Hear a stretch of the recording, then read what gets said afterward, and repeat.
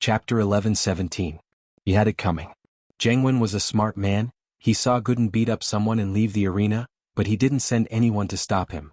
He knew that if Fighter Lee, a mystic mid-phase peak physical practitioner, couldn't handle him, who else in the arena could? Trying to stop him was clearly courting death. Master Wen, what do we do now? Scorpion was panicking. Fighter Lee's dead, there's no one left.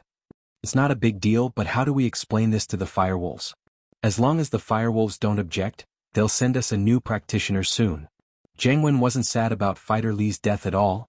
It didn't matter if he died, they didn't have a good relationship. But Fighter Lee was a practitioner sent by the Firewolves. It wouldn't be easy to explain this to the higher-ups. Master Wen, this is easy to explain. Little Scorpion thought about it and agreed.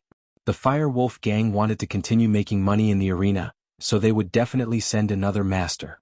The main problem now was how to deal with Fighter Lee's death, but Little Scorpion had an idea for this. Tell me. Jianghu said quickly. Young Master Wen, let's just tell the truth to the higher-ups. It's all Fighter Lee's fault. He fell in love with a girl from a good family, but he didn't expect the girl's lover to be so powerful. He came to the door and killed him with one punch. Scorpion thought for a moment and said, Master Wen, you still have to complain to the higher-ups about this. Say that Fighter Lee didn't listen to you, that he was arrogant and despotic, that's why he kidnapped a girl. If he listened to you and didn't cause trouble, he wouldn't have been beaten to death. Not bad, Scorpion, you have a brain. Jianghu nodded. Good, I'll make the call now. Haha, you're flattering me, Master Wen. Scorpion laughed. Isn't it all because you've taught him well? And you can leave first. Jianghu waved his hand, signaling Scorpion to leave first. His conversation with his father and the Firewolves couldn't be heard by anyone, not even Scorpion. After Scorpion left, Jianghu quickly called his father and Mingyue. Hello. Jianghu, why are you calling me at this hour? And Mingyue was having dinner with the vice leader of the Northern Division when Jianghu's call came in. Dad, Fighter Lee was killed. Jianghu said. What? Fighter Lee was killed? What's going on? How did this happen? And Mingyue was stunned and frowned. Today, the vice leader of the northern branch of the Firewolves was treating him to a meal on behalf of the leader. The meaning of this meal was actually to acknowledge Jianghu's recent achievements. The underground arena had only been established for such a short period of time, and they'd already earned a few billion. It was a gold mine. Jianghu's speed of earning money was the fastest in the history of the Firewolves, and the leader of the Northern Division planned to reward and promote Jianghu. And Mingyue was very happy, but he didn't expect something to happen at this critical moment. On the other side, the deputy leader of the Firewolf gang's Northern Division heard in Mingyue's words, and his expression immediately changed. He asked with a gloomy face, Mingyue, what's going on? How did Fighter Lee die? I haven't asked clearly yet, let me ask him first. And Mingyue's forehead was covered in a layer of cold sweat.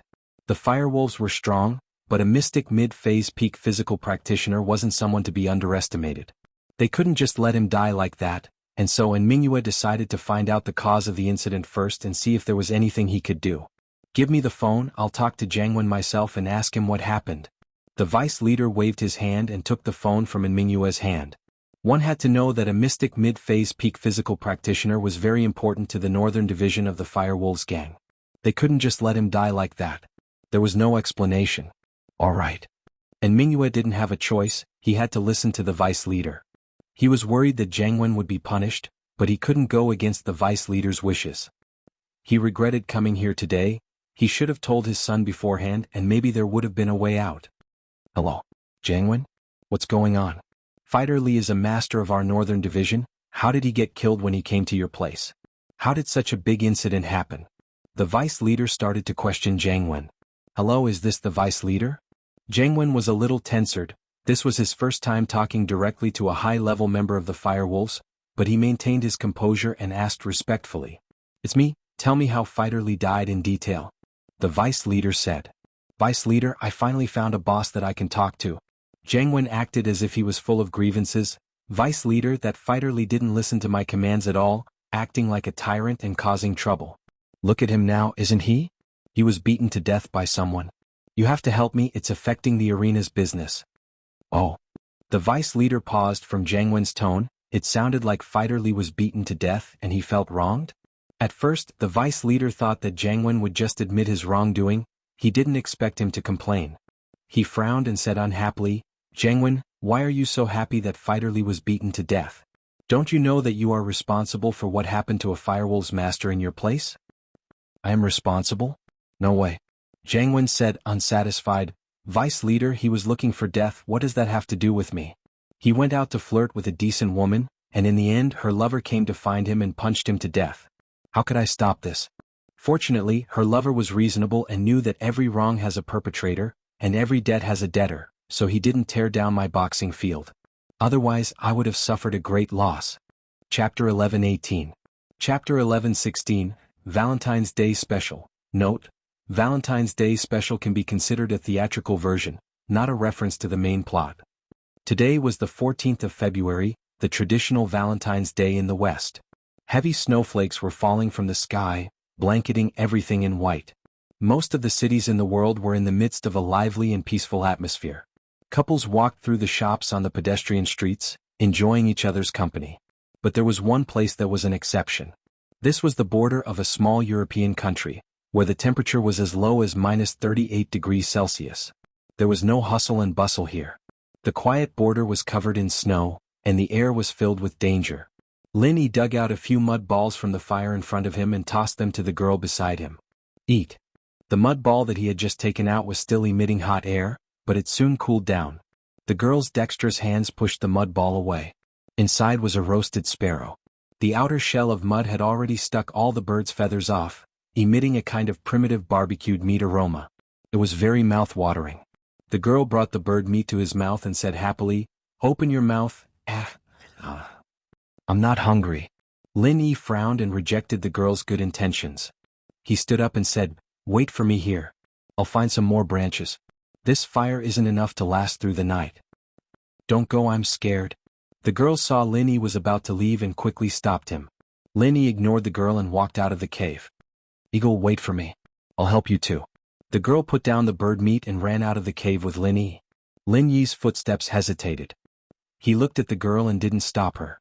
It was winter and the ground was covered in snow. Even the branches were covered in snow, and it was hard to find them. But he didn't plan on picking them up either. He found a tree and jumped onto it, starting to break the branches off. The girl watched Lin Yi from the side, but she couldn't help. She stomped her feet and felt sorry for herself. If it weren't for their stubbornness, the two of them wouldn't have left the team. Lin Yi broke some branches. Seeing that it was almost done, he jumped down from the tree and found a soft vine to tie the branches on the ground. "I'll help you." The girl looked at Lin Yi busying himself and felt a little apologetic. "No need," Lin Yi said expressionlessly. He quickly tied the branch and carried it on his back. The young girl felt that she was so useless. She wanted to help, but she couldn't help at all. "Eagle, I'm sorry. I really didn't know that what I did would cause trouble." For the past few days, Lin Yi had only been roasting the bird over the fire. He hadn't said a single word to the girl, which made the girl think that Lin Yi was angry. "Oh." Lin Yi responded faintly and walked towards the cave. "Hey, he already apologized to you, why are you still ignoring him?" The girl was a little anxious. The girl's identity was a representative of a big family in the country. This time they were here to discuss a collaboration with a local tycoon. It was actually just a training for the young generation of the big family. Originally, this mission wasn't risky at all. Lin Yi was invited by Feng Tianlong to participate in this mission. This mission wasn't an official mission, but because of the powerful family behind the girl, Feng Tianlong naturally invited Lin Yi, an outsider, to be in charge of this mission. But who would have thought that after the discussion, when the group was about to enjoy the scenery at the border, something happened. At the border, they met a few poor children dressed in tattered clothes. They looked like refugees, so the girl asked the people accompanying her to give them some clothes and food. At that time Lin Yi was against it, but the girl said that he had no sympathy. Lin Yi wanted to say something but he didn't. He was just a bodyguard, and the others were all direct subordinates of the girl. The specifics were all decided by the girl. These people couldn't wait to flatter the girl, so why would they listen to an outsider like Lin Yi? So they opened their luggage and flipped through almost everything. They found some food and clothes, afraid that the girl wouldn't be satisfied. Lin Yi frowned, but he didn't say anything. Don't show your wealth, that was the most basic rule. But these people who flattered her were all idiots. The children took the clothes and food and left happily. But not long after, an accident happened. A large number of armed forces rushed over. The children who received the girl's kindness weren't grateful. They called their parents and the armed forces began a large-scale plunder of the girls' group. Although there were masters in the group in front of a large number of armed forces, they seemed insignificant.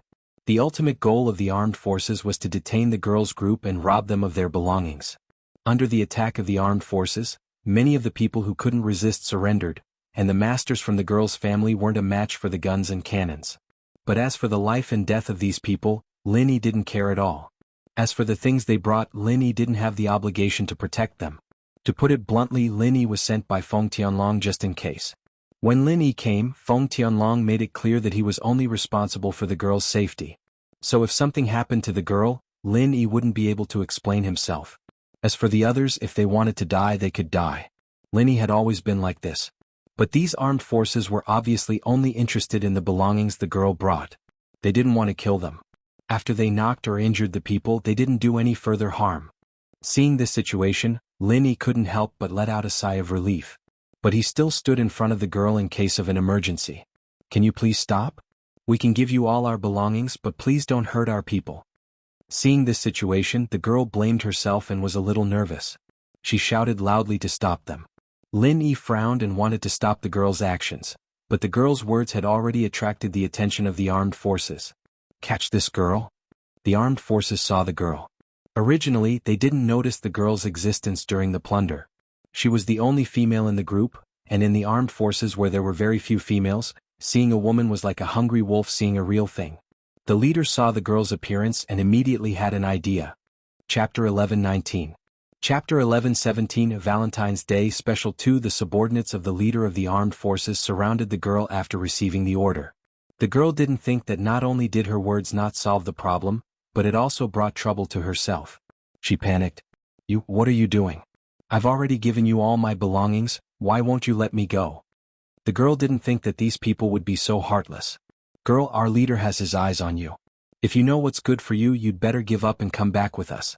Otherwise you'll get it." A muscular man with a submachine gun laughed coldly. "Run." Lin Yi grabbed the girl's hand and started running without saying a word. With so many armed men, it was impossible for Lin Yi, who was only at the early phase of the golden class, to win. He could only take the girl and run. The girl was also at a loss from Lin Yi's actions. She stumbled from Lin Yi's pull, but Lin Yi didn't care so much. He grabbed the girl by the waist and ran in the opposite direction. Lin Yi didn't care what happened to the people who followed him. As long as he sent the girl back safely, he would be able to answer to Feng Tianlong. "Let go of the girl if you don't want to die." The muscular man with the submachine gun behind Lin Yi didn't think that Lin Yi would run away with the girl. He immediately became angry and warned. Why would Lin Yi care about him? Time was of the essence. The earlier he ran, the less danger he would be in. "Run again and I'll shoot." The muscular man saw that Lin Yi was ignoring him and was even more angry. He raised the submachine gun and aimed at Lin Yi. Lin Yi naturally wanted to run, but behind him came the sound of machine guns firing. Lin Yi didn't look back. He used the warning signal of the jade pendant to dodge the bullets coming from behind. The girl didn't think that the armed men would really shoot, especially with a submachine gun. Previously they were only using guns as a deterrent. But now it was obvious that they were serious. "Put me down, I don't want to drag you down." The girl naturally knew who Lin Yi was. She knew that he was only here to help her family protect her. Her life and death actually had nothing to do with him. Among the people who came along, everyone treated the girl like she was a god. Only Lin Yi didn't pay attention to her at all, and occasionally said a few words of opposition. Therefore, the young girl's initial impression of Lin Yi was very bad. She felt that this person was cold and didn't know how to give in to her at all. Was he even a man? But now, her followers were either kneeling on the ground begging for mercy or being knocked unconscious. At the crucial moment, it was still Lin Yi who brought her to escape. The young girl's heart couldn't help but ripple. "Won't I implicate you?" Lin Yi didn't explain anything. Lin Yi was a man of his word. He would do what he promised others. He promised Feng Tianlong that he would protect the girl, so naturally he would keep his promise. "Put me down, they have guns." The young girl was a little anxious. In her mind, under the situation of the submachine gun shooting from behind, the two of them wouldn't be able to survive. It was better to put her down and let her deal with the enemies. Lin Yi didn't have the time to reply to the young girl. He had to concentrate and use the strength of the warning signal from the jade to determine the direction of the bullets behind them. If he wasn't careful, he might get shot. This wasn't just one or two shots, it was a continuous barrage of bullets. The young girl saw that Lin Yi didn't move and immediately became anxious. She struggled on Lin Yi's body and prepared to get down. "Don't move." Lin Yi frowned. The young girl's soft body in Lin Yi's arms emitted a faint fragrance. It already made Lin Yi's determination waver. After all, Lin Yi was at the age where he was full of vigor. With the young girl's movement, it made Lin Yi's breathing quicken and his heart flutter. Fortunately, Lin Yi's self-control was stronger. He didn't have any dirty thoughts towards the young girl. However, the young girl's movement was already making Lin Yi unable to bear it. "Put me down," the young girl said without hesitation. "Don't move if you don't want to die," Lin Yi said coldly. "I won't move if you put me down," the young girl said. Bang! While Lin Yi was distracted, there was a muffled sound. Lin Yi's calf was shot. Although this degree of injury was nothing to Lin Yi, the pain still made Lin Yi frown. At this moment, Lin Yi's strength was only equivalent to the early phase of the golden class. Looking at the young girl who was still moving around in his arms, Lin Yi suddenly became angry. He reached out and hit her butt. Of course, Lin Yi only wanted to teach her a lesson. He didn't want to hurt the young girl. Otherwise, with Lin Yi's strength, the young girl would probably be beaten to death if he continued hitting her. "A dash," the young girl screamed. She never thought that Lin Yi would dare to hit her. Moreover, it was her butt. The young girl felt wronged. She was the little princess of her family. When had she ever been treated like this? Moreover, her butt was being spanked by a man. The young girl was embarrassed and angry. She scolded Lin Yi, "Let go of me. If you don't, I will go back and sue you for being a pervert." "Your mouth is on your body. Do what you want," Lin Yi said indifferently. Lin Yi didn't belong to Feng Qianlong's side. He wasn't under Feng Qianlong's control. Therefore, no matter how the young girl complained, Lin Yi didn't care. The young girl saw that she couldn't scare Lin Yi. She could only give up. She pouted and unhappily let Lin Yi carry her as he ran. Although Lin Yi's running speed wasn't as fast as a bullet, he was much faster than the big man chasing behind. In a short while, Lin Yi had already left the big man far behind. However, Lin Yi didn't slow down. Although the big man was chasing on foot, the armed men had cars. Lin Yi was afraid that they would ask people to drive after him. On the snow, running could leave footprints. No matter how far Lin Yi ran, they would be able to find him. After running for a while, Lin Yi stopped. Can you put me down now?" The young girl saw that Lin Yi stopped, so she asked. Lin Yi didn't answer. He still hugged the young girl tightly. He jumped up and flew onto a tree. Lin Yi didn't plan to walk on the snow. He was prepared to jump between the trees. Only by doing this could he cover his tracks and avoid being tracked by the armed men. The reason why Lin Yi chose to jump up the tree was because there was a cliff in front of him. In this way, Lin Yi created the illusion of jumping off the cliff to mislead the armed men. Ah! The young girl didn't think that Lin Yi would jump up the tree with her. She was shocked. What are you doing?" Chapter 11:20. T003 Valentine's Day Special 3. After walking for quite a distance, Lin Yi finally stopped on top of a very large tree. Lin Yi estimated that the militants should have caught up by now, and he needed to stop and take care of the wound on his calf. Although this degree of wound wasn't a problem for Lin Yi, the bullet hadn't been taken out yet. After jumping for such a long time, Lin Yi's wound had become even more serious. Lin Yi placed the girl in his arms on a tree trunk at the side. The branches of the tree were very strong, and the space on the tree was large enough to be safe. Even if the girl didn't know martial arts, she wouldn't have fallen. The girl didn't say anything. She didn't think that Lin Yi would actually bring her out of danger. In her heart, she was secretly grateful to Lin Yi. It seemed that he was really different from her subordinates. Previously, the girl thought that if she stayed and negotiated with the militants, she would have a chance of survival, but if she ran away, she would definitely be killed by those people. But now, it seemed that her worries didn't come to pass.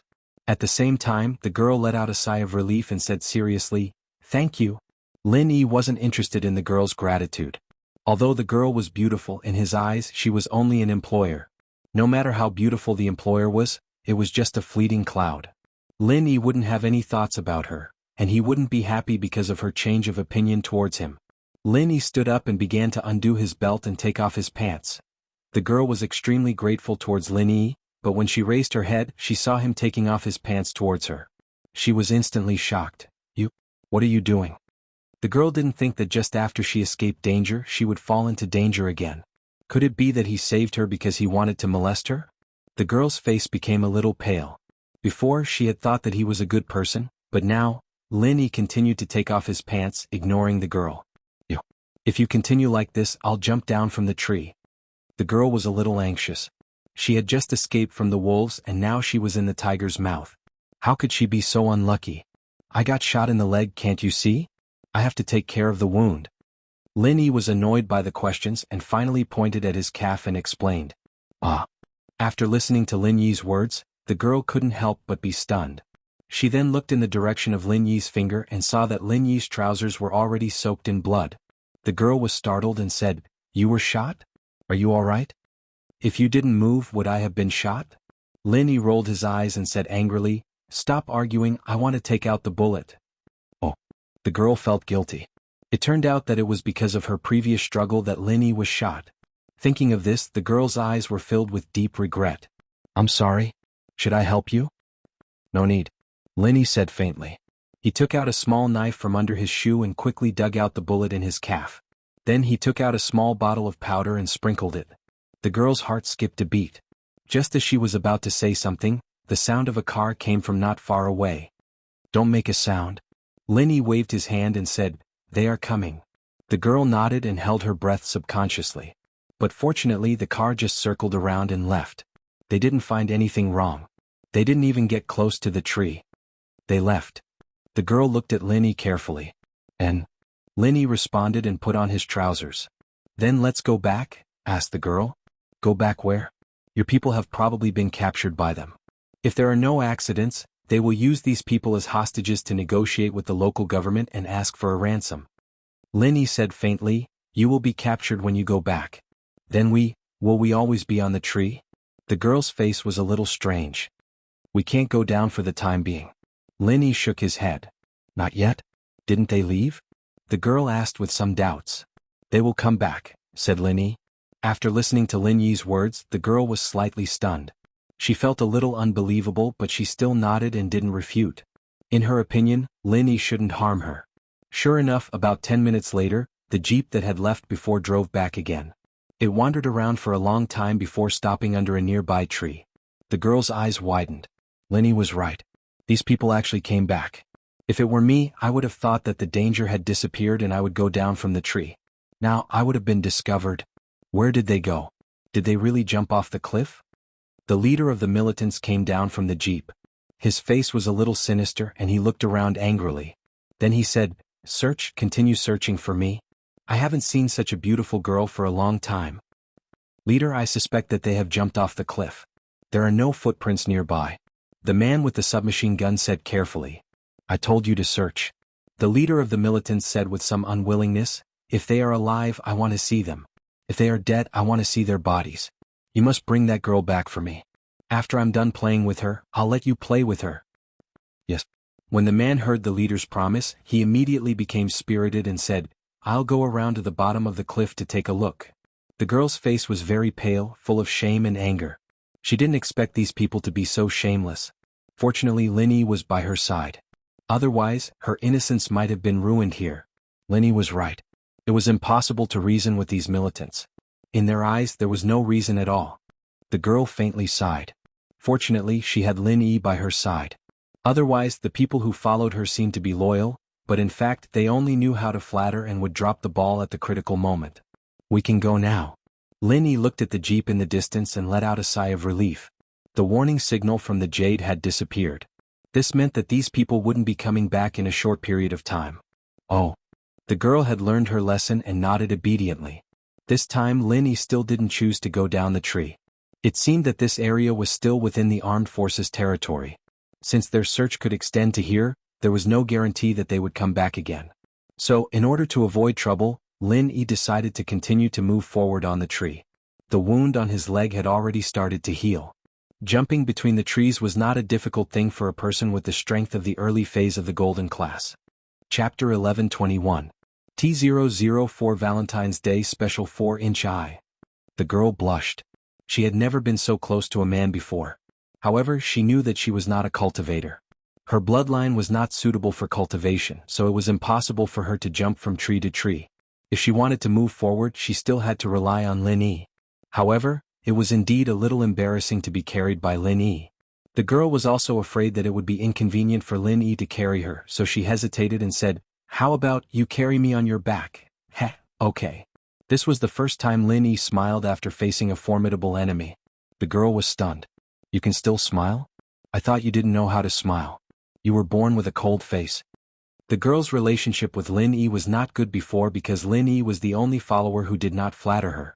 Moreover, no matter what the girl suggested, Lin Yi would object most of the time. From his point of view, the purpose of this trip to a small European country was to complete the business negotiations. Other than that, everything else was unnecessary. Therefore, the girl thought that Lin Yi was a person who did not understand human emotions. He always put on a fierce poker face and did not know how to be flexible. But now, the girl finally understood that what Lin Yi said before was for her own good. In this kind of foreign country, her follower had no experience at all. Obviously, Lin Yi had a lot of experience. Just like before, if she had listened to him and not exposed her wealth, she would not have gotten herself into trouble. Lin Yi did not answer the girl. Instead, he turned around and let her lean on his back. Although 16 years old was not very old, the girl's chest had developed well. When she leaned on Lin Yi's back, it was inevitable that her chest would press on Lin Yi's back. This made the girl very shy. But in this situation she could not care so much. Just as Lin Yi said, if those people found out, the girl's chastity would be lost even if she did not die. Therefore, the girl only hesitated for a moment before leaning on Lin Yi's back and hugging his neck. When Lin Yi stood up, he inevitably had to support the girl's buttocks. Otherwise, if the girl directly hung on his body, Lin Yi would suffocate. The girl's face suddenly turned red, but she was behind Lin Yi, so Lin Yi could not see it. Although the girl's buttocks felt good and he could feel the softness of the girl's chest on his back, Lin Yi could not think so much at this moment. It was more important to escape. Lin Yi crossed many trees again. After about half an hour, Lin Yi stopped and jumped down from the tree. At this moment, Lin Yi had run very far away. There was a mountain range in front, and they should be out of the armed forces' territory. Lin Yi put the girl down. It's about time we should be out of the enemy's range. Do you have a phone on you? Contact the embassy and ask someone to send a plane to rescue us. Mine is in my backpack. I don't have it with me. Don't you have it with you? The girl was put down, but her face was still red. Just now, when she leaned on Lin Yi's shoulder, the strong masculine scent made her heart beat faster. Lin Yi frowned. He took out his phone and looked at it. He said faintly, "My phone has no signal here. Only your satellite phone can talk."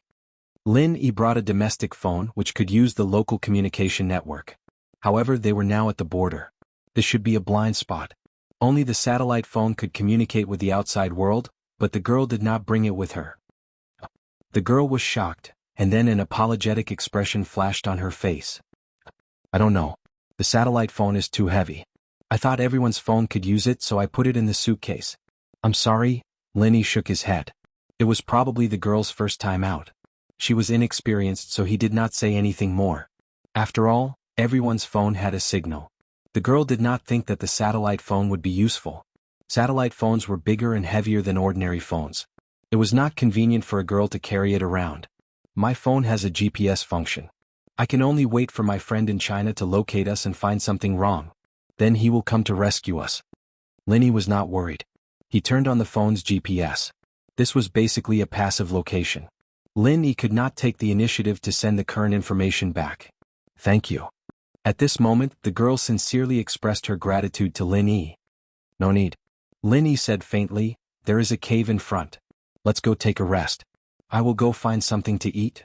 Wait. What's your name? The girl suddenly gathered her courage and asked.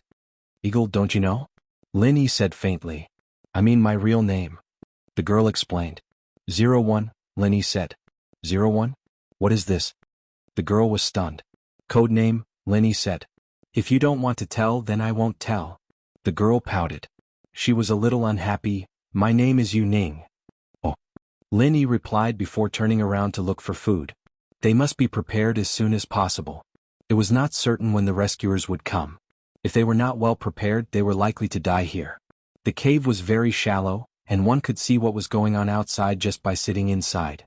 The girl hugged her legs and curled up in the cave, quietly watching Lin Yi's silhouette walk away. Watching him disappear from her sight, the girl suddenly felt very lonely. She felt a little lost. It was the first time she was so intimate with a man in private, but he seemed to be very cold to her. Was he still holding a grudge? This was the whole story. Yu Ning followed Lin Yi.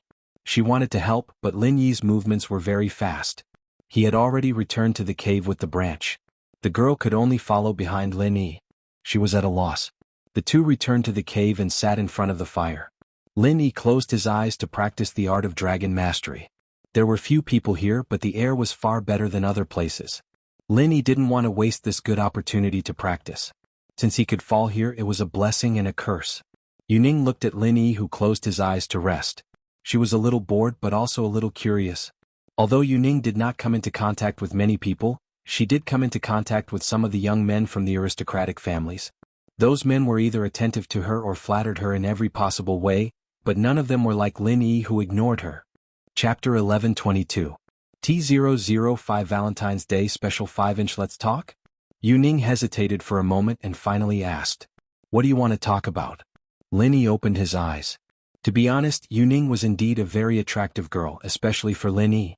In addition to Xiaoqi, she was the first woman that he was alone with. However, when he was with Xiaoqi, he was too young. Lin Yi's memory of this was somewhat vague and faded. However, Lin Yi was a very principled person. Yuning was his employer. Lin Yi would not let their relationship go beyond half a step. It was not in line with Lin Yi's style. "You must have experienced a lot of interesting things. Can you tell me about it?" Lin Yi's alertness and decisiveness made Yuning deeply curious. Yuning thought that he must be a person with a story. Although he looked about the same age as her, he must have had an unusual life. No. Lin Yi flatly refused Yuning's question. Yuning was a little annoyed. How could this person be so insensitive? Looking at Lin Yi closing his eyes again, Yuning stood up. She decided to go out and look at Lin Yi's poker face. It was too boring. "Don't go far." Lin Yi did not open his eyes but said to Yuning. Yuning snorted. It was an answer to Lin Yi's words and ran out of the cave. Lin Yi did not stop her. There was no danger nearby. The militants should not find them, so Lin Yi did not stop her. Yuning left and Lin Yi breathed a sigh of relief. For the first time he was alone with a beautiful girl. Lin Yi suppressed the puberty in his heart. He was unconsciously touched. Although Lin Yi knew Yuning's identity, Lin Yi's heart still inevitably beat faster. With a beauty by his side, it was impossible for a virgin like Lin Yi not to panic. Although he tried his best to calm himself down, it was not very effective. Lin Yi's state of mind was not as steady as it would be 2 years later. In the end, he was still a normal man. Lin Yi closed his eyes to practice. He didn't want to have too much contact with Yuning. In the wilderness, a man and a woman, this was the most likely situation for sparks to fly. Although Lin Yi was eager for something to happen, his reason stopped him. Moreover, Lin Yi was very clear that the other party was the person in charge of this negotiation, the little princess of a big family, and he was just an accompanying bodyguard. Was it realistic to have something happen with the princess? Yuning ran out of the cave, but she didn't go far. She didn't want to cause trouble for Lin Yi, so she piled up a snowman near the cave. House Yu was a mysterious house, and the reason why they were able to prosper and become the leader of the hidden houses was because of some unknown secrets. She was the inheritor of House Yu. She was the inheritor of House Yu's strength after the death of the old ancestor. This was also the reason why she couldn't practice. Her bloodline was born for inheritance. According to the instructions of House Yu's ancestor, Yuning must start her life's trial after the age of 16. Only by passing the trial could she receive the inheritance. During the trial, she couldn't add masters who were under the protection of the family, or else the trial would lose its meaning. Of course, these were the top secrets of House Yu. Yuning didn't know. She only knew that her bloodline wasn't suitable for practice. The reason why the family sent her out was to train her and make her a successful person. The children of House Yu didn't necessarily need to practice. The big House Yu also needed a leader. Yuning's grandfather had repeatedly revealed that he wanted Yuning to take care of the family business in the future. So Yuning thought that the trial now was just to better manage House Yu in the future. Of course, if she wasn't a practitioner, she couldn't be the head of House Yu. She was only responsible for taking care of the hidden House Yu's business. In fact, it was similar to a housekeeper, second only to the head of the house. What Yuning didn't know was that her family had high expectations of her. She was the hope of this generation of House Yu. If she could successfully receive the inheritance of House Yu's ancestor, then House Yu would rise and become an existence that surpassed the hidden houses and even the ancient sects. But this was only a legend. House Yu's people weren't sure if the inheritance would succeed. But the ancestor of House Yu wouldn't lie to them. No matter what, having hope was always good. House Yu wasn't an ancient sect, but the old ancestor of House Yu had discovered an ancient ruin when he was young, and in the ruins he accidentally inherited the martial arts of that ancient sect. However, due to some flaws, it caused him to go mad and his strength was greatly reduced. Even so, House Yu still became the leader of the hidden houses. But later, according to the research of the ancient ruin, he found out that the reason why he went mad was because he inherited the martial arts of two people. These two people were the martial arts of the two guardians of this ancient sect. These two people's martial arts complemented each other, but one was water and one was fire. They couldn't be passed on to the same person, otherwise they would definitely suffer from Qigong deviation. The most important point was that these two guardians were female, and House Yu's ancestor was male. But when the ancestor of House Yu realized this, it was already too late. He hoped that after he passed away, according to the secret method mentioned in the ancient ruin, this martial art would be passed on to his unborn granddaughter. Yuning had a lot of fun playing in the snow. After making a snowman, she wrote the word 01 on the snowman. Then she drew the face of the snowman into a poker face. After all this, Yuning finally couldn't help but laugh out loud. Lin Yi was pulled back to reality by Yuning's laughter. He frowned. This laughter made Lin Yi a little upset. At this age, his resistance to girls was very poor. Lin Yi didn't want to think about Yuning, but in his mind he couldn't help but think of Yuning's face. Opening his eyes, Lin Yi frowned and pretended to be unhappy. "What are you laughing at?" "Ah, come and see." Yuning pointed to her masterpiece and winked at Lin Yi. Lin Yi got up and walked out of the cave. When he saw Yuning's snowman, he couldn't help but smile. He didn't expect Yuning to make such a snowman, but it was quite a good image. "It's okay," Lin Yi said faintly. "Of course I am Genius Ning, this is Genius Ning's masterpiece." Yuning got Lin Yi's affirmation and was very happy. However, after Lin Yi finished this sentence, he turned back to the cave. In Lin Yi's heart, there was a kind of vigilance and rejection of Yuning. He warned himself not to get too close to her, otherwise if something happened, the old man would definitely not forgive him. Chapter 11:23. T006 Valentine's Day Special Chapter 6 Inch I'll kick you to death. Kick you to death, who asked you to ignore me? Yuning obviously thought that the snowman was Lin Yi. How could a 16-year-old girl be so shrewd? All emotions were shown on her face. This was also the most impulsive age. The more indifferent Lin Yi was, the more Yuning was unwilling. What? Even if you are here to assist House Yu in these negotiations, you don't have to act so high and mighty, right? After breaking the snowman, Yuning was a little distressed. She wasted half a day's effort and now she broke it on impulse. It was a bit of a pity. House Yu was located in Yanjing where it rarely snows. Yuning rarely saw snow, so she had a lot of fun. Although the snowman was broken, Yuning didn't want to build it again.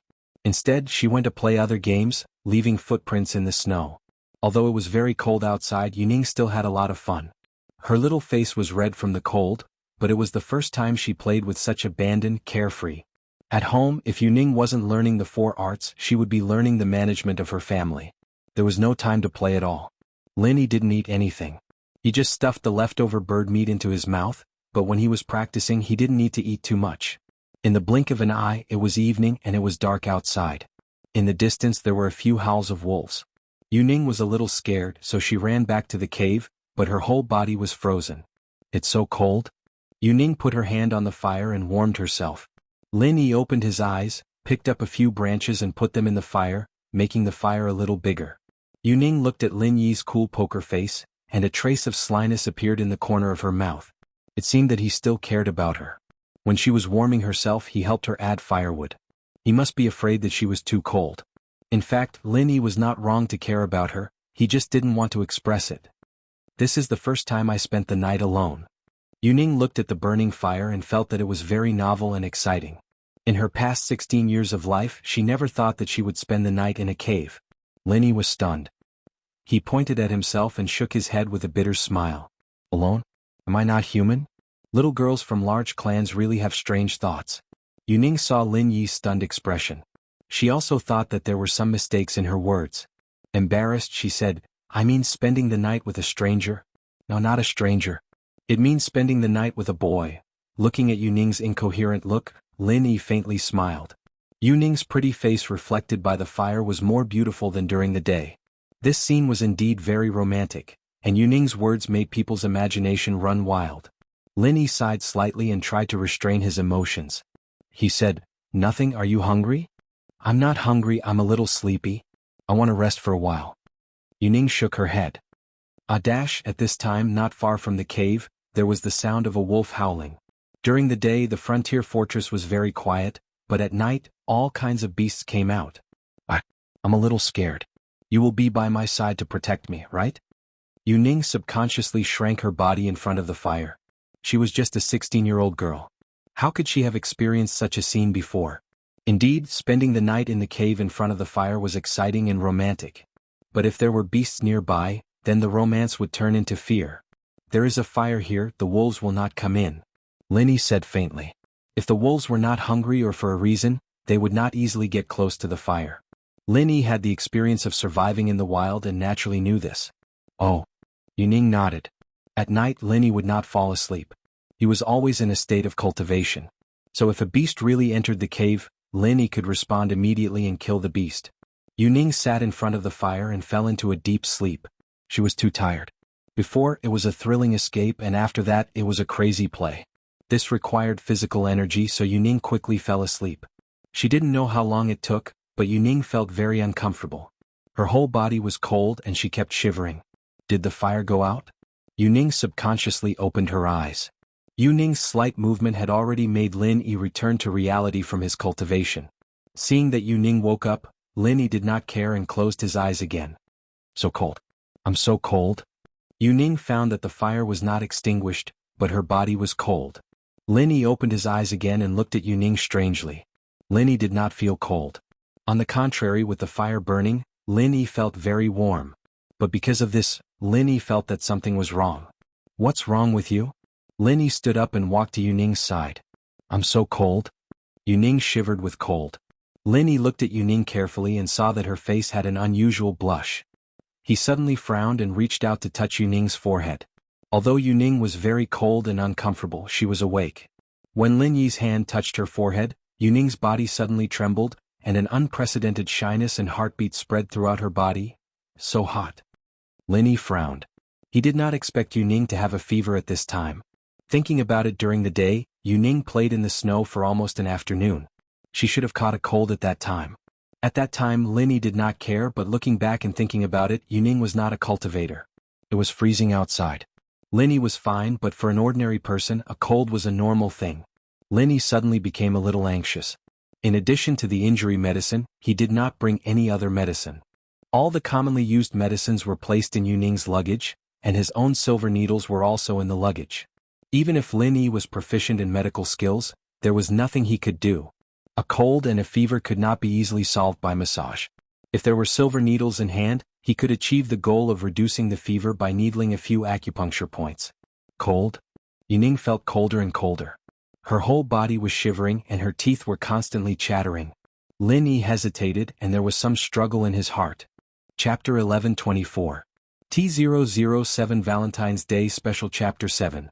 The special chapter can be read as a secondary line of the book. There will be some hidden spoilers. N. Yuning moaned a little. It was the first time she was so intimately hugged by a man, but at this moment Yuning felt so warm, so safe. With a beauty in his arms, Lin Yi wasn't Lu Xiaohui. He still couldn't practice the peerless divine art of sitting still. The only thing Lin Yi could do was to try his best to restrain his desire. He always reminded himself that he was treating Yuning's illness. He didn't want to take advantage of her. But the night was long, a man and a woman alone. In this situation, it was inevitable that something would happen. For the first time in 16 years, Yuning had a very peaceful feeling. Lin Yi's broad arms gave her infinite warmth. Yuning once again fell asleep. When she woke up again, Yuning felt that her body no longer had the cold feeling before. Instead, it was replaced by a very comfortable warmth. It was warm, it made her feel very comfortable. This kind of feeling made her a little reluctant, and she was also a little shy and embarrassed. After all, at this moment, she was lying in the arms of a strange man. This was something that Yuning couldn't imagine before, but now it happened, and it made her reluctant. Was this the feeling of liking someone? Yuning was very confused. In the past 16 years, her emotional life was a blank. The purpose of contacting those young masters was only for the sake of social benefits. It was arranged by her family to pave the way for her to take over the power of House Yu. Lin Yi's perception was very keen. The beauty in his arms woke up. Lin Yi immediately felt it. He opened his eyes and whispered, "You woke up? How do you feel?" "I'm still so cold." Yuning lied. She didn't know why she lied, but she did lie. Yuning's face was very red, but fortunately it was night time. Under the reflection of the fire, her face was a little red, so she wasn't afraid of being seen by Lin Yi. Lin Yi reached out and touched Yu Ning's forehead. What he felt was a normal body temperature. He couldn't help but be stunned. Yu Ning's fever had already subsided. How could she still feel cold? Could it be that only the fever on his forehead had subsided but not on his body? Thinking of this, Lin Yi subconsciously extended his hand to Yu Ning's armpit, but inevitably he touched Yu Ning's chest. Unexpectedly, Lin Yi's hand was slightly sluggish, but it was as if he was deliberately touching it. Yu Ning snorted and her face became redder, but she didn't say anything to stop it, nor did she make a move to stop it. The electric shock made Yu Ning have an unprecedented feeling, and her breathing became rapid. And Yu Ning let out a low moan, but even if it was so low that it could not be heard in this quiet cave, Lin Yi could hear it clearly. Lin Yi's heartbeat could not help but speed up a lot. The temptation of this sound was unimaginable. For a moment, Lin Yi almost had a feeling of burning desire. Yu Ning's heart was nervous and looking forward to it. Could it be that the legendary thing was about to happen? Yu Ning was not a casual person, but at this moment she really had such an idea. There was no doubt that Lin Yi was a man who made her fall in love with him. This was the first man who walked into her heart. Before, Yu Ning's impression of Lin Yi was undoubtedly very bad. Lin Yi's coldness and indifference made Yu Ning very uncomfortable. From the beginning of joining the team, Lin Yi had always been indifferent to Yu Ning. But even more, when Yu Ning proposed some action plans, Lin Yi always sang a different tune to her. This made Yu Ning hate him in her heart. How could this man be so arrogant? Even if you were sent by a special department to assist your family in business negotiations, you can't have such a high and mighty attitude, right? Don't you know how to be tender to the fairer sex? Yu Ning viciously guessed that Lin Yi must be gay, and there was a problem with his sexual orientation. However, the facts later proved that Lin Yi was a great and extraordinary man. His judgment was always right, and when she was in danger, he was the first to protect her without any regard for his own safety. Even when he was shot because of her willfulness, he still did not have any complaints. At this moment, Yu Ning was moved. She didn't know if this was love, but sometimes love was so simple. Love and hate would change in an instant. The hate from before would turn into love. The moment Su Xian saved the white snake fell in love with Su Xian. So at this moment, Yu Ning also fell in love with Lin Yi.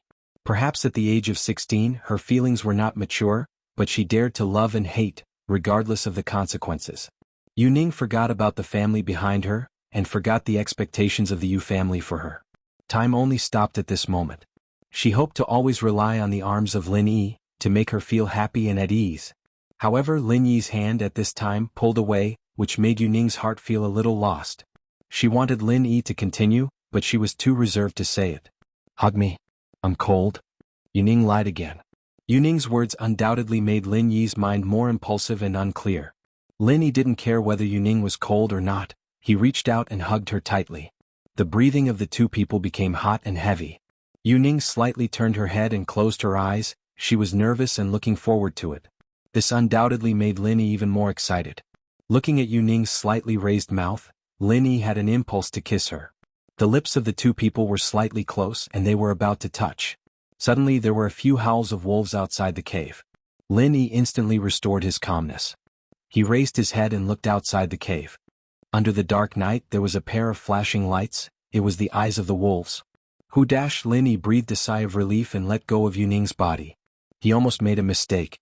If something really happened today, then Lin Yi's career would be over.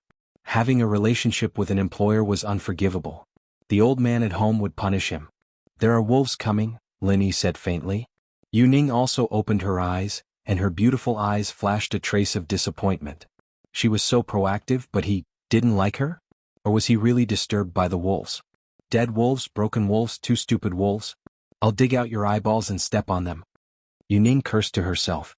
She raised her head and looked outside the cave, but when she looked, she was shocked by the number of wolves. Why were there so many wolves?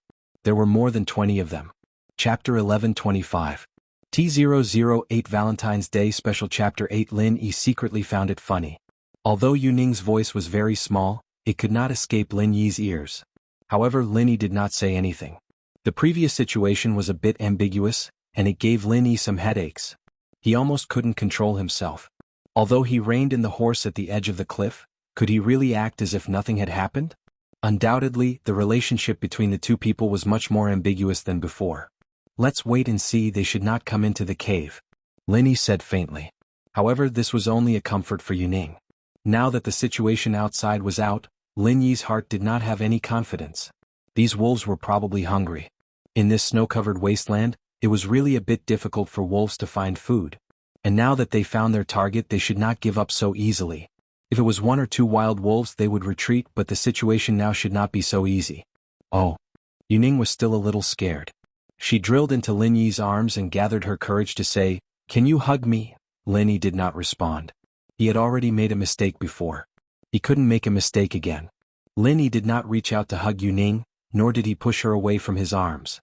At this moment, Lin Yi's heart was very contradictory. Yuning saw that Lin Yi was indifferent. Her heart was a little resentful, but it also aroused her competitive mentality. She turned around and took the initiative to hug Lin Yi. She leaned her head on Lin Yi's chest and quietly listened to Lin Yi's heartbeat. At this moment, Yuning forgot the horror of the hungry wolves. In Lin Yi's arms, she felt safe. The wolves surrounded the entrance of the cave. At this time, it was a competition of patience. When the sky was bright, they would retreat, but they were waiting for the people in the cave to impatiently come out. Or was it to make sure that the fire in the cave was not dangerous? Finally, one of the wolves became impatient and tried to approach the cave. The fear brought by the fire had been overcome by hunger. If there was nothing to eat, it could only starve to death. Yuning saw this scene and couldn't help but exclaim, "Aren't they afraid to come in? Even a cornered dog will jump over a wall, let alone a hungry wolf." Lin Yi smiled bitterly. He had underestimated the courage of the nearby wolves. Lin Yi wasn't afraid of the hungry wolves. Lin Yi could guarantee that he wouldn't be hurt if the wolves besieged him, but Lin Yi was afraid that these wolves would hurt Yuning while besieging him. It was impossible for him to kill so many wolves at once. It was unrealistic. "I'm scared." Yuning didn't lie this time. She was really scared. "Oh, it's okay." Lin Yi comforted her, but his eyes were fixed on the wolf that tried to walk into the cave. The wild wolf walked and stopped. It seemed to know that everything in front of it wasn't as calm as it seemed on the surface, but it was hungry after all. After a short test, it impatiently crawled over here. Yuning couldn't help but exclaim. She hugged Lin Yi's hand a little tighter. Lin Yi frowned. He didn't expect this wolf to be so bold, but in this case, it was impossible to expect it to retreat. In an instant, Lin Yi had the intention to kill. He only hoped to kill one to warn others, otherwise the problem wouldn't be solved. "Wait for me, we will have meat to eat tomorrow morning." Lin Yi faintly removed Yuning's hand from his body and said. Yuning was obviously reluctant, but there was no other way. She couldn't wait for the wolf to come over, right? So Yuning obediently let go of Lin Yi, but she said to him, "You be careful." Lin Yi didn't speak but suddenly ran to the wolf. He lifted his leg and kicked the wolf's head. The bold wolf didn't even have time to groan before it was kicked out by Lin Yi. It fell heavily on the stone wall of the cave and died. Lin Yi's action was ruthless, but it shocked the wolves outside. Those wolves who were originally moving forward all took 2 steps back. Yuning also exclaimed subconsciously. She didn't expect Lin Yi to be so powerful. He kicked the wolf to death with 1 kick, but it made her originally nervous heart relax a lot. After Lin Yi kicked the wolf to death, he didn't return to Yuning's side. Instead, he stood in the same place and looked coldly at the wolves outside the cave. The wolves were indeed a little scared. They knew that Lin Yi was a very dangerous prey, but they were hungry, so they didn't leave here. They still waited outside the cave, waiting for the opportunity to move. Perhaps in the eyes of these wolves, although Lin Yi was powerful, he was not the opponent of their group of wolves. If Lin Yi was really powerful, then he could kill them all. "I'm a little scared, can you come back?" Yuning subconsciously called out to Lin Yi. Lin Yi didn't answer. At this time he couldn't leave. He had to keep an eye on the movements of the wolves. Yuning saw that Lin Yi didn't pay attention to her. She was a little unhappy and pouted, but Lin Yi obviously couldn't see it because Lin Yi didn't have eyes on the back of his head. After a while, 2 hungry wolves finally couldn't hold it in anymore and walked over to Lin Yi's side to test the waters.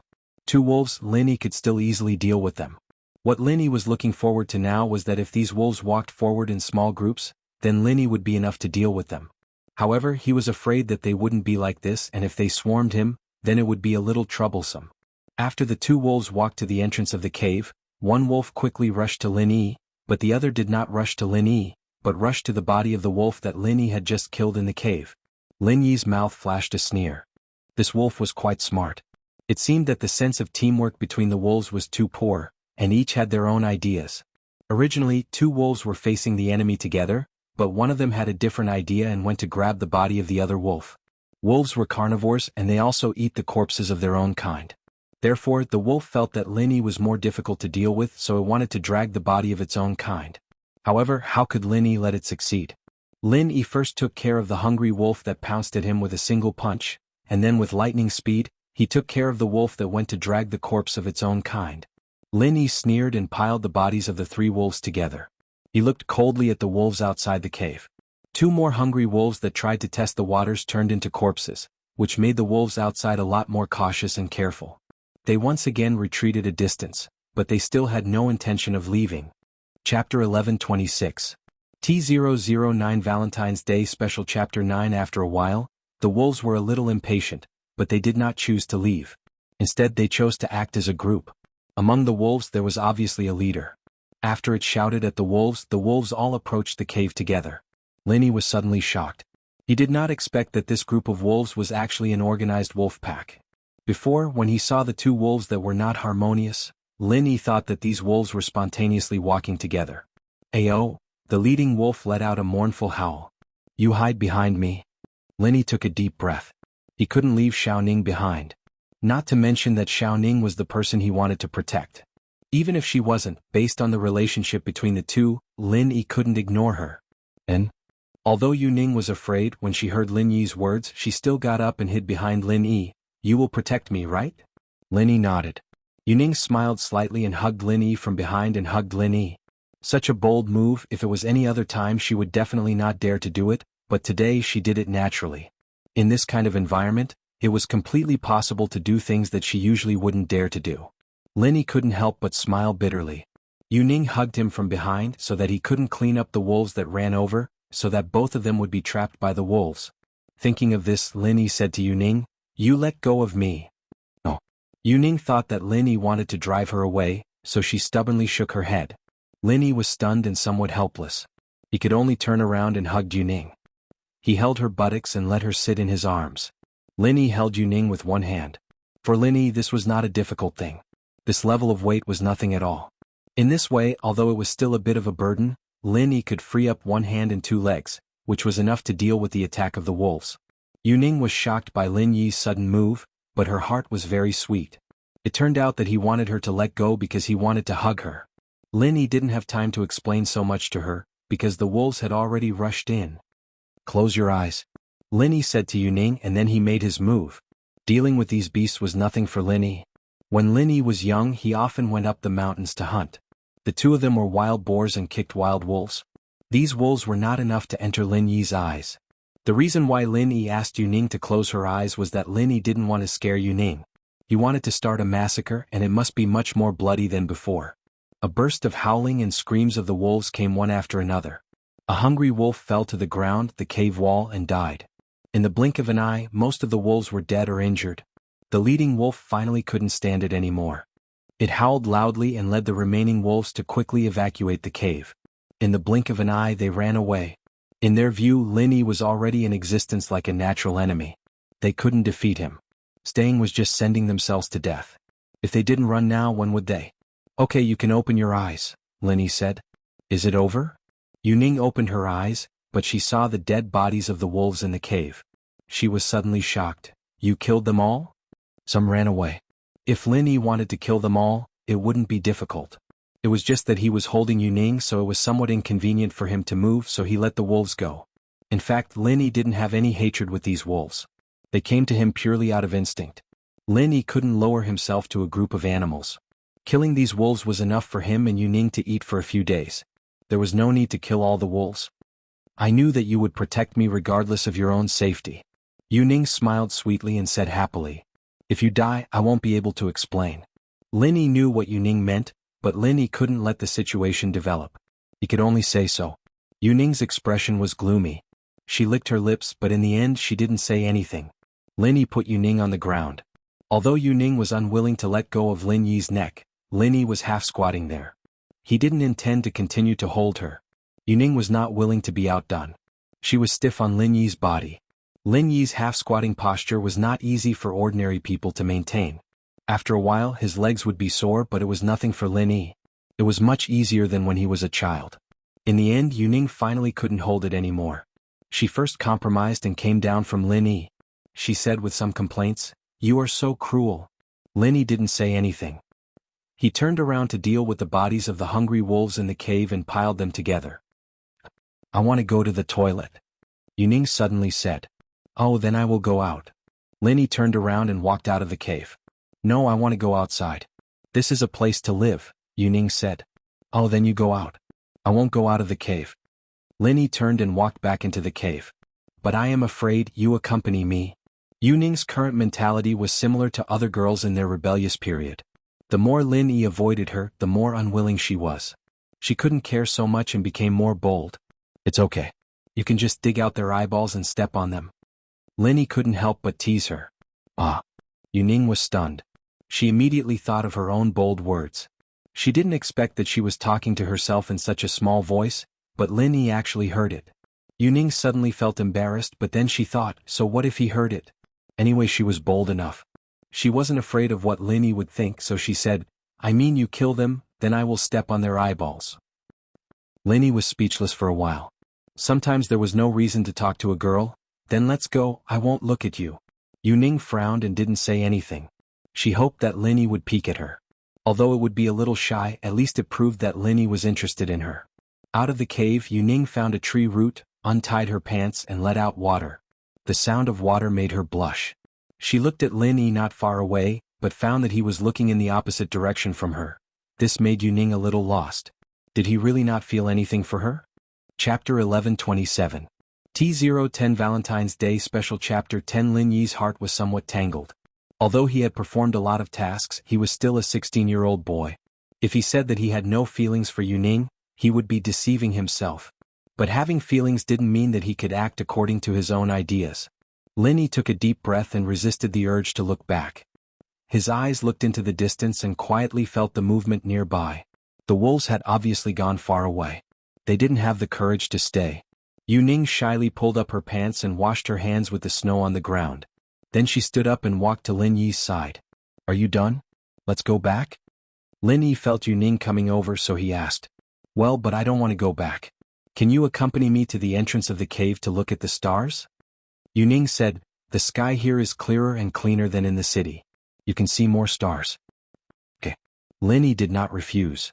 He felt that some things must be talked to Yuning openly. The relationship between the two people must be clear. Yuning and Lin Yi sat at the entrance of the cave. There was a fire burning behind them, but they didn't feel cold. "Today is Valentine's Day," Yuning said. She was a little annoyed with Lin Yi's silence. If you don't talk to him, he is like a wooden man not saying a word. "Is it? It seems that it has passed?" Lin Yi asked. "This is the happiest Valentine's Day I have ever had." Yuning ignored Lin Yi's words and continued, "On my 16th Valentine's Day, I think I found someone I like." Lin Yi's heart was suddenly shocked. What Yuning's words meant, Lin Yi was very clear. Yuning actually wanted to confess to him in this environment. Although this seemed to be a good thing, Lin Yi didn't think so. He had to rein in the horse at the edge of the cliff and kill this unstarted relationship in the cradle. "You're only 16 years old. You're too young to understand what love is. In this environment we've experienced many things together. Perhaps you mistakenly think that this is love, but it's not." Lin Yi interrupted Yuning's words and said, "When you return home, you will find that everything is so ridiculous." "No, I know what I'm thinking. What's so young about 16? In ancient times they even had children. Besides, you're only 16, right? Why are you lecturing me?" Yuning asked with some excitement. She was somewhat dissatisfied with Lin Yi interrupting her confession. "Really? Then you can continue." Lin Yi was helpless against Yuning's stubbornness. He was thinking about how to convince her. "Eagle, I like you." Yuning finally said the words that she had been suppressing for a long time. After that, she breathed a sigh of relief as if she had completed a major event. "What do you like about me?" The reason why Lin Yi let Yuning continue was that he wanted to solve this matter from the root cause. "You give me a sense of security.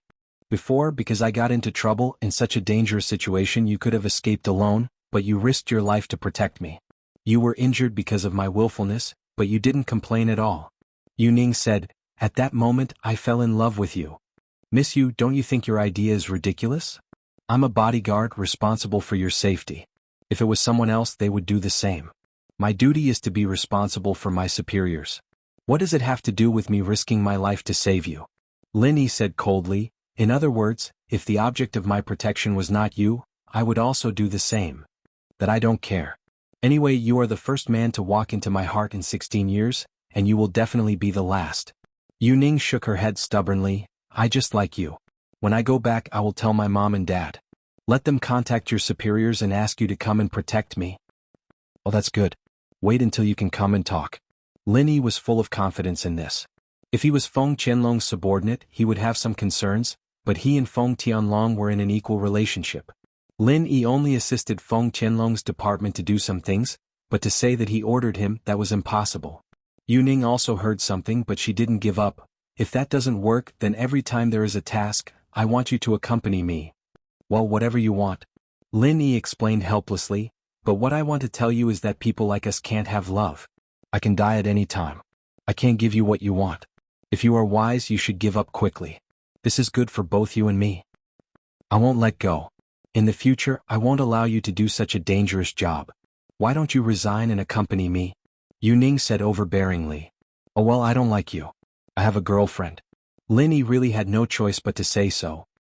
Yu Ning was silent. Lin Yi's explanation made her a little overwhelmed. If Lin Yi simply refused her love, then Yu Ning didn't care. But Lin Yi said that he already had a girlfriend. What hope did she have? Okay, that's all I have to say. Don't mention this topic again. Lin Yi saw that Yu Ning was silent, and suddenly breathed a sigh of relief. It seemed that his words had some effect. No. Yu Ning suddenly exclaimed, you are lying. Didn't you say before that people like you can't have love? Then where did you get a girlfriend? This. Lin Yi didn't expect his own reason to be so contradictory.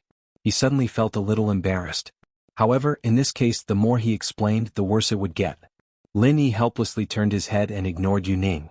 After a while, Yu Ning saw that Lin Yi still turned his head and ignored her. Yu Ning first compromised. Okay, let's not talk about these things. Let's talk about something else. Okay. What do you want to talk about? Lin Yi asked. Tell me how you spent your previous Valentine's Day? Yu Ning asked. If I didn't deliberately think about it, I wouldn't even know that yesterday was Valentine's Day. It was the same before. If I wasn't performing tasks, I was staying at home. Lin Yi said faintly, isn't it boring? In fact, I am such a boring person. This Valentine's Day, don't you think it's special? Yu Ning asked. Didn't you say not to talk about this topic? Lin Yi didn't fall for it. Oh, then I'll tell you about my past? Yu Ning felt that she should let Lin Yi understand her past. Maybe after she said it, Lin Yi would tell her about his past. Otherwise, he would be embarrassed not to say it, right? Okay. Lin Yi responded faintly. When I was young. Yu Ning began to talk about her past, and Lin Yi listened quietly. He really listened carefully to understand the girl's past. Of course, these things could only be buried in the bottom of his heart. Gradually, the sky turned white and dawn came.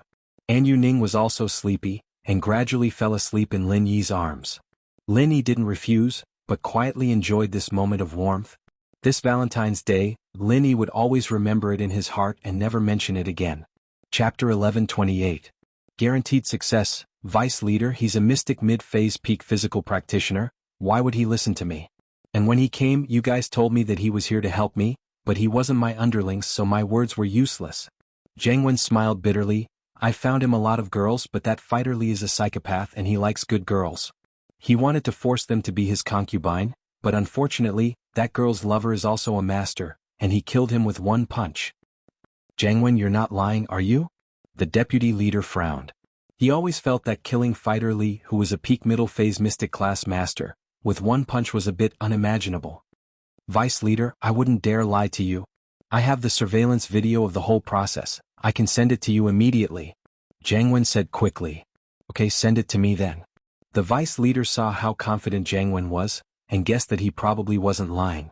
He didn't know that Jianghu was actually exaggerating, but from the video he couldn't tell. After all, fighter Li was already dead, and the dead couldn't tell the truth. Alright. Jianghu said, Vice leader, what about my arena here? I can't do without someone holding the line. What if there's someone I can't handle? Don't worry, I'll report this to the leader, and we'll send another master as soon as possible. The vice leader said, but try to find out who the person who killed fighter Li is and how strong he is. Vice leader, if you send another person he won't be as arrogant as Fighter Lee, will he? If he causes trouble again I can't do anything about it. Jiang Wen smiled faintly. You don't know, Songshan is a place with crouching tigers and hidden dragons. There are a lot of masters and if he causes trouble he'll be easily killed. I'll think about that, the new master. I'll order him to listen to you and not let him cause trouble. The vice leader said. Then I can still restrain them. Jiang Wen was overjoyed. This was exactly the effect he wanted. He had a master by his side and if he couldn't order them around, it'd be very annoying. Now that Fighter Lee was killed, Jiang Wen was in control again. So he continued, Vice leader and the person who killed Fighter Lee, I suggest that we stop investigating. This kind of person could kill Fighter Lee with one punch, a mystic mid-phase peak master. You can imagine how strong he is. It's better not to make enemies with this kind of person. Since he's only here to seek revenge from Fighter Lee, then with Fighter Lee dead, he shouldn't be looking for trouble with the boxing field anymore. Why bother provoking him? You're right, if he really did kill Fighter Lee with one punch, then he'd be at least a mystic late phase, maybe even an earth class. Someone like that, if we don't have a deep grudge against him, it'd be best if we don't make an enemy out of him. However, Fighter Lee's death would have been in vain. The vice leader thought that Jiang Wen's words made sense. He deserved his death, we don't need to avenge him. My main goal is to make money. If I get into trouble like this, then how can I open this boxing field? Jiang Wen didn't care at all about Fighter Lee's death, and he didn't even think about avenging him. Jiang Wen, on the other hand, felt that it was best not to involve the boxing field. I'll discuss this with the leader first. After all, he's from the Firewolves gang. If he died for nothing, then wouldn't it seem like we're afraid of him? If word got out, it'd affect our reputation. The vice leader sighed and said, it'd also disappoint the brothers of the Firewolves gang. Then if you want to investigate, you better send more masters to investigate. I don't dare. You know that I'm just a normal person. I can't participate in a fight between masters like this. Jiang Wen really didn't want to make enemies for Fighter Lee. He was living quite a carefree life now. He had 2 kidneys and he could be considered a complete person. He was doing business every day, and other than getting Mengyao, Jiang Wen didn't have anything else to ask for. So Jiang Wen didn't want to go against those masters at all. That's fine, you should focus on running the boxing field, the leader and I will investigate this. The vice leader said.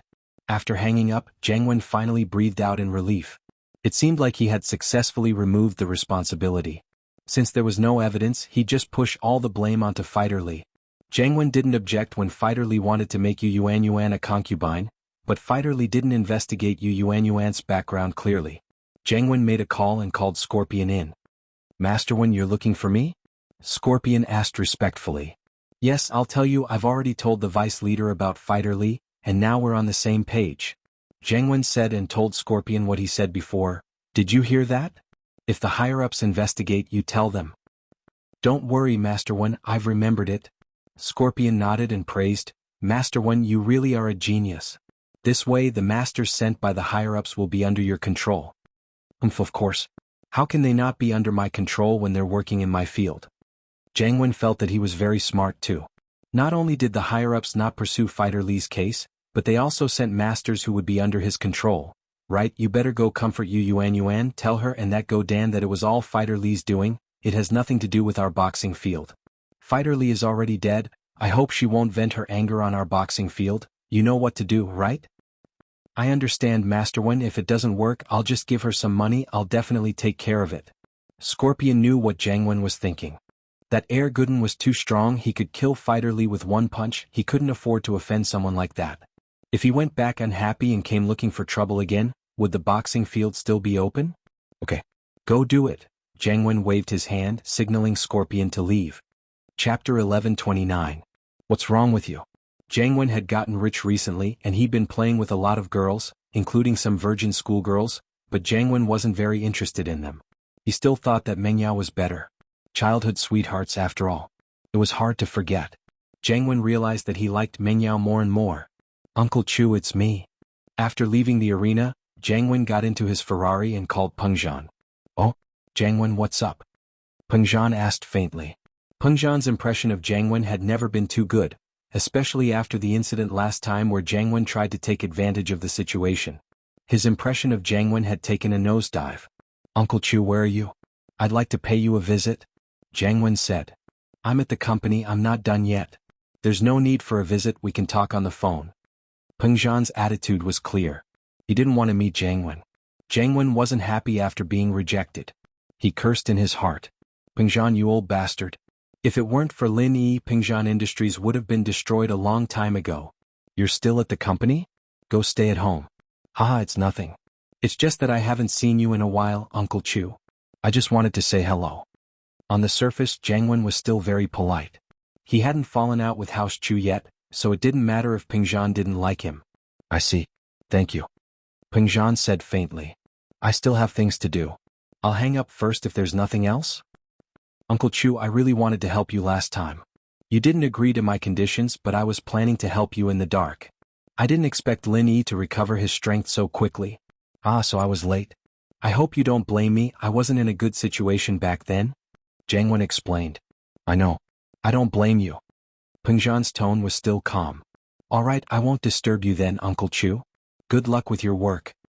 Jiangwen hung up, depressed. He'd wanted to pay Peng Zhan a visit and then go to Mingyao's villa with him, but it seemed like his wish was dashed. He'd have to go by himself if he wanted to go to Mingyao's villa. Lin Yi and the Mist didn't expect Jiangwen to come at a time like this. Jiangwen had tried to ask Mingyao for her hand in marriage when House Chu was in trouble. Lin Yi knew about this, and so did the Mississippi. Lin Yi didn't cause trouble for Jiangwen last time because Jiangwen didn't do anything to harm House Chu. Jiangwen went into hiding after that, so Lin Yi didn't bother with him. Yao Yao Lil Sis, long time no see. You're getting prettier and prettier. Jiangwen handed the rose to Mingyao. Mingyao frowned. Although she was disgusted, she still took the flower and passed it to Shu. Shu, this is for you. Shu, this is for you, shield bro. Oh. Yushu took the flowers and smiled at Lin Yi. Shield bro, this is for you. Ah. Lin Yi took the flowers and looked at Jiangwen's green face. A cold smile appeared on his face. Lin Yi always had the upper hand when fighting with Jiangwen. As long as Jiangwen didn't do anything out of line, Lin Yi wouldn't do anything to him. Plus, Lin Yi had some understanding of Jiangwen's background. Jiangwen wasn't a big deal, but Jiangwen had the fire wolves behind him. Lin Yi didn't want to make too many enemies for House Chu. The Shao family's problem wasn't solved yet. If the power behind Jiangwen jumped out again, it'd be troublesome. Lin Yi, on the other hand, didn't care. He could just leave and go back to Star West Village. There was old Lin and Air Gooden. Anyone who came would die. But House Chu wasn't the same. If Lin Yi left, what would happen to the Miss and Shu? Jiangwen had always wanted to kill Lin Yi, but he never succeeded. Lin Yi was too strong. Even with Fighter Li, he didn't dare fight Lin Yi head-on. Wasn't Ma Zhu strong? Didn't he get crippled by Lin Yi in the end? So, Jiangwen could only swallow his anger and act like he didn't care. He smiled. What, aren't you going to invite me in? Yao Yao sis? Oh, please come in. Mingyao was a polite person. She was annoyed by Jiangwen, but she still moved aside to let Jiangwen in because of their childhood friendship. But Mingyao didn't give Jiangwen any face after entering the villa. She continued watching TV with Yushu. Jiangwen was going crazy when he saw the cartoon. He didn't want to watch it and they didn't have anything in common. Even if he wanted to talk to Mingyao, they wouldn't be able to. Ha ha ha. Mingyao and Yushu burst into laughter as they watched the scene unfold on TV. Jiangwen frowned. Was this funny? But for Mingyao, he had to force himself to continue watching. He knew that Mingyao and Yushu wouldn't talk to him until they finished watching the cartoon. He'd get scolded if he disturbed them. He watched for a while, but Jiangwen still couldn't get into it. The only interesting thing was that the characters were a little funny. After a strange character appeared, Jiangwen finally started laughing. But as he laughed, Jiangwen felt that something was wrong. Mingyao and Yushu weren't laughing. He was the only one. Jiangwen stopped laughing when he saw Yushu's murderous gaze. He looked at Mingyao and Yushu awkwardly. What are you laughing at? Is there something wrong with you? Yushu asked. Ugh. Jiangwen lowered his head awkwardly. Finally, the Mist turned off the TV after the cartoon was over. Jiangwen took the opportunity to ask, Yao Yao sis, it's almost the Labor Day holiday. What are your plans? Are you planning to go out and play? I'm planning to. Mingyao understood what Jiangwen wanted. He wanted to invite her and Yushu to go out and play during the holiday. Chapter 1130. Not letting you go. Jiangwen had always believed that feelings were something that needed to be nurtured. Only when two people spent a long time together could they develop feelings for each other. And so he kept creating opportunities for himself. Don't bother, we'll go on a road trip. Mingyao rejected Jiangwen's suggestion. She'd already discussed with Shu and Lin Yi that they'd go to the seaside the night after Lin Yi's product launch. A road trip. Jiang Wen wasn't expecting Meng Yao to choose a road trip, disappointed. He'd been thinking of going somewhere more romantic abroad with Meng Yao, but it didn't seem like that was possible anymore. They could only do it around Songshan. But so be it. Jiang Wen couldn't control Meng Yao's thoughts and could only go along with her. A road trip is good, it's more relaxing and less stressful. Count me in? I'll go with you guys? There are some things that girls can't do, so leave it to me. Things like carrying bags, I can do it. No need, we have shield bro. You're too weak, you don't even have a kidney. You can't do anything heavy. Yushu didn't like Jiang Wen either. I have a kidney now, I got another one. I'm a normal person now, Jiang Wen quickly explained. He was afraid that Meng Yao would misunderstand that his kidney wasn't working properly and affect their sex life after marriage. I'm going with a classmate. There's someone else other than me and Shu. It's not convenient for you to go with us. Meng Yao rejected Jiang Wen's suggestion. Jiang Wen frowned. He didn't expect Meng Yao to be going with a classmate, but he didn't plan on giving up. This was a good opportunity. It's fine. How about this, I'll drive with Taizao too. We'll go our own way, what do you think? Up to you, Meng Yao said faintly. There was no reason for her to reject Jiang Wen's suggestion. It wasn't like she could restrict his freedom after all. It was his right to go wherever he wanted. It didn't matter as long as he didn't interfere with her. Then it's settled. When are you guys leaving? Where are you planning to go? I'll prepare beforehand. Jiang Wen's face lit up when Meng Yao agreed. Let's go to the beach. We'll leave on May 1st. Meng Yao didn't try to hide it. It wasn't much of a secret, she knew Jiang Wen's personality very well. He wouldn't stop until he got what he wanted. If she didn't tell him, he might even send people to her house to follow her. All right, Taizao and I will be waiting for you at the entrance of your villa on the afternoon of May 1st. Jiang Wen didn't expect Meng Yao to be this easygoing. Could it be that Meng Yao was actually welcoming him? Jiang Wen knew that Meng Yao was cold on the outside but warm on the inside, so he couldn't be blamed for thinking that way. Jiang Wen was very excited at the thought of this possibility. He wanted to go back and discuss with Taizao how he was going to pick up girls. Having achieved his goal, Jiang Wen didn't stay any longer. He stood up and said goodbye to Meng Yao and Yushu, leaving the villa. Yao Yao, how did you tell him our destination? Yushu asked Meng Yao curiously after Jiang Wen left. It's all for you and Xiao Xiao, isn't it? What would you two do if you didn't have a villain? Meng Yao smiled. Oh Yao Yao, so you're that bad too. Yushu realized that Yao Yao wanted Jiang Wen to go so that it would be more fun. Lin Yi couldn't help but smile after hearing Meng Yao's words. So the miss had a side effect too? In fact, Meng Yao really couldn't take it anymore. She had no choice but to do this. Under normal circumstances, Meng Yao didn't like to play tricks on people. Let's go upstairs, I'm sleepy. Meng Yao didn't say anything else and turned to the stairs. Yushu and Lin Yi waved goodnight and ran upstairs with Meng Yao. Lin Yi shook his head and went to Falbert's room. Lin Yi wanted to talk to Falbert about Jiang Wen. On this road trip, it was fine if Jiang Wen behaved himself, but if he tried anything funny, Lin Yi wouldn't let him go. But he still needed to discuss the specifics with Falbert. When Lin Yi pushed open the door to Falbert's room, Falbert was practicing. Seeing Lin Yi come in, Falbert smiled and opened his eyes.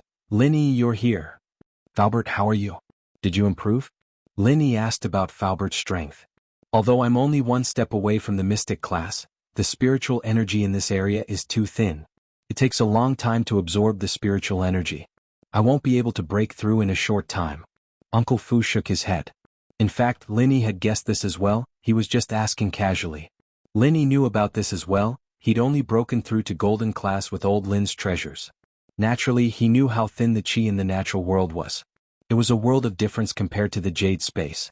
This was also why Lin Yi was only golden class for more than 10 years, but after discovering the secret of the jade space, he broke through a few levels. Right, Falbert, Jiang Wen came just now. Lin Yi changed the topic. I have a feeling that he's up to no good, what do you think? Jiang Wen has always had a crush on Yao Yao, and he's someone who doesn't stop until he gets what he wants. Falbert knew Jiang Wen's personality very well, and his words hit the nail on the head. Then Falbert, you mean? Lin Yi asked. Lil Yi, how much do you know about the firewolves? Falbert didn't answer Lin Yi's question and asked instead. The firewolves? I don't know much about them. Lin Yi shook his head. It's because I don't know much about them that I didn't do anything to Jiang Wen. We're in troubled times right now and I don't want to make more enemies. That's right. Falbert nodded, you're right. The firewolves may be a gang, but they're not to be underestimated. They've been established for a long time, and when I was the young master, the name of the firewolves was well known among the hidden houses and small sects. It could be said that the firewolves are no weaker than the hidden houses and small sects. Oh? The firewolves are that powerful? Lenny blinked. Yes, Jianghu is from the firewolves, but I don't know Hao Sen's position in the firewolves, so it's better not to touch him for now. Faubert nodded. You can teach him a lesson, but you can't kill him. Chapter 1131. Grandpa Gooden misses. You looked at Gooden, and the more she looked at him, the more she liked him. She felt that this guy was a good person, simple and friendly, quite a good match for her daughter. She didn't think as much as Yu Ren, just thinking that Gooden was a good person was enough. But Yu Ren was thinking about how to make Gooden stay. Gooden was strong, and if he stayed in the hardware shop to help him, his business would be very successful. Yuan, on the other hand, was much more natural in front of her savior. Zhou Jiaming, thank you so much for this.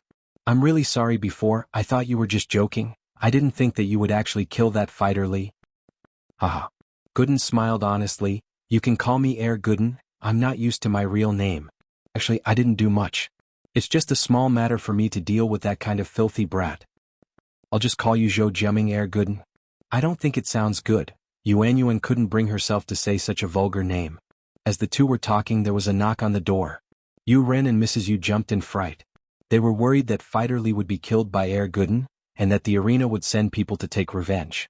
But with Air Gooden here, it gave them some confidence. Now that someone really knocked on the door, they couldn't help but feel nervous again. Old man, it wouldn't be an enemy, would it?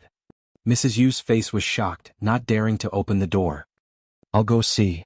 Yu Ren was nervous as well, but last time, Fighter Li sent the door flying with one punch, and Yu Ren felt that he couldn't pretend he wasn't home.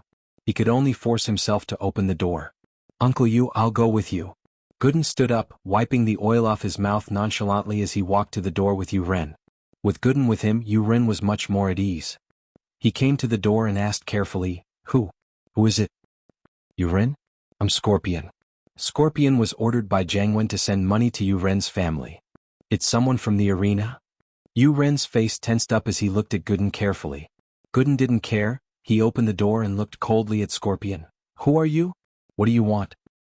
I am Xiao Luozi. I am here to apologize to Yu Ren and Yuan.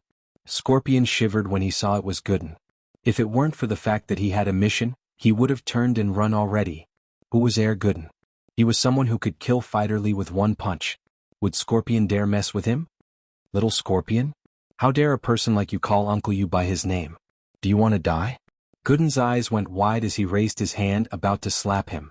Grandpa Gooden, please spare me. Xiao Luozi's legs softened and he knelt on the ground. Cold sweat dripped down his forehead. Uncle Yu, I'm here to apologize to you. Is your brain made of sh*t? Gooden wasn't happy. You call me Grandpa Gooden, and Uncle Yu is Uncle Yu, so you're saying that I'm older than Uncle Yu? Are you trying to drive a wedge between us? Yes, it's Ancestor Yu. Scorpion quickly changed his words. He didn't think that Gooden would be so logical. All right, hurry up and tell me what you're here for. Gooden said impatiently. Grandpa Gooden, I'm here on behalf of the arena to apologize to Ancestor Yu. That Fighter Li is so arrogant and it's all because of him. I hope you can be magnanimous and don't take it out on us. Scorpion said pitifully. All right, I got it. What else do you want? Gooden said impatiently. This is a bank card with 1 million. It should have been won by Ancestor Yu, but because of Fighter Li's interference, Ancestor Yu lost. Scorpion quickly took out a bank card and handed it over. Please accept it. Gooden took it and gave it to Yu Ren before turning to Scorpion. All right, get the fuck out. I don't have time to deal with mule people like you. That's. Yu Ren had never seen such a huge bank. He was so shocked that he didn't dare take it. But after hearing Gooden's confirmation, Scorpion was already running away. Yu Ren had the bank. There was no way he could return it. At this moment, Yu Ren and his family breathed a sigh of relief. Scorpion came personally to apologize and didn't come to question them. This meant that the underground arena was afraid of Gooden. Not only did they not dare to cause trouble for him, but they were also afraid that Gooden would cause trouble for them again. That was why they gave him this 1 million credit card. Yu Ren felt like he was dreaming as he held the 1 million bank. He had 1 million just like that? With this money, not only would he be able to buy a decent house, but he would also be able to rent a bigger shop in the market and expand his business. This was a blessing in disguise. Before tonight, Yu Ren was still in a bad mood, but now happiness came so quickly that he couldn't even get used to it. 1 million? I have 1 million now. Yuan held the bank, he couldn't stop laughing. However, before he could laugh twice, Yuan snatched it away. What are you doing? Yuan jumped. Zhou Jiaming asked for this money, we should give it to him. Yuan said as she passed the card to Gooden. Take this card. You took such a big risk for our family, it's only right that you take this money. I don't want it. Gooden scratched his head and smiled honestly. I don't need money. I live here, I have food and drinks, I don't need money. Yeah, Lil Zhou lives here, why does he need money? Yuan, why are you so stupid? You're giving him money, are you trying to chase him away? Yuan glared at his daughter and snatched the bank. That's a lot of money, I'll keep it first. Yuan was a greedy man and he recovered from the shock in just a blink of an eye. How could he bear to give away that 1 million? But then again, if Yuan wasn't greedy, why would he go to the arena and get scammed? Yuan didn't know whether to laugh or cry as she looked at her father's greedy face. I'm sorry my dad's like that. It's fine, I really don't need money. Gooden had food and drinks and his only goal was to find Lin Yi boss. Money was useless. Chapter 1132. Chapter 1130, new product launch, but Gooden's generosity and passion left a good impression on Yuan. Every girl, when they were young, would fantasize about their future partner, a tall prince on a white horse, with a good character and a sense of justice. Yuan didn't know what other people thought, but that was what she thought. But a few days ago Yuan's life was filled with darkness. Her dream was shattered, and she could only follow Fighter Li for the rest of her life. Yuan didn't think of herself as a beauty, but she was still a conservative girl. Deep in her bones she wanted to be loyal to one man. So she thought that following Fighter Li for the rest of her life was enough. But the situation changed. Gooden was like a god descending from the heavens, coming to her side. It was as if he was sent by the heavens, solving all her problems for her. Such a powerful, arrogant Fighter Li was killed by him with one punch. If Yuan had to choose, she'd naturally fall for a good man like Gooden. He was passionate and full of justice, and he wasn't greedy either. He gave her a sense of security. Unknowingly, Yuan had a good impression of Gooden. The story of the hero saving the beauty was old, but it was a story that never changed. Gooden and Yuan were in this situation.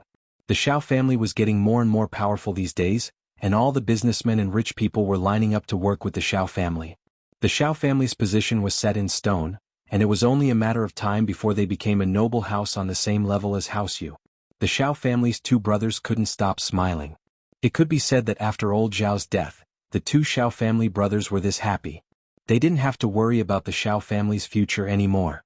Although the Xiao family was working for the hidden house Pai, it didn't matter. Wasn't House Yu also working for the hidden house Yu? They were both Yu and they were from the same lineage, but everyone knew what was going on. Second brother, our Xiao family didn't even invest a single cent, and we already have 3 businesses. We're just borrowing our connections and name. It's really worth it. Xiaoji really liked this kind of investment method where he could get something for nothing. Yeah, our Xiao family really got a blessing in disguise.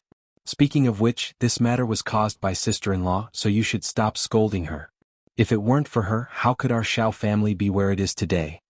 Xiaoben remembered that his brother's attitude towards his sister-in-law was still very bad, and he even took her car keys. The two brothers had been busy with work these days and neglected Go Huli. Now that they calmed down, Xiaoben realized that all this had something to do with Go Huli. Oh, if that was the case, it did make sense. I'll go see her.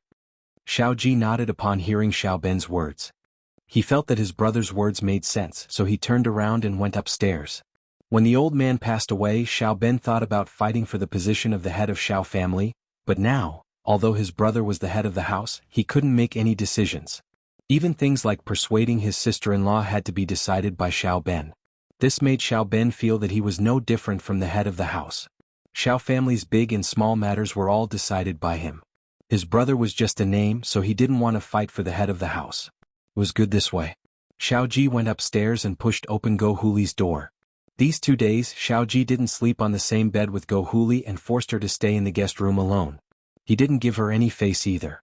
Go Huli knew that an important person came to Xiao family, but Xiaoji didn't tell her the details, so she didn't dare to ask.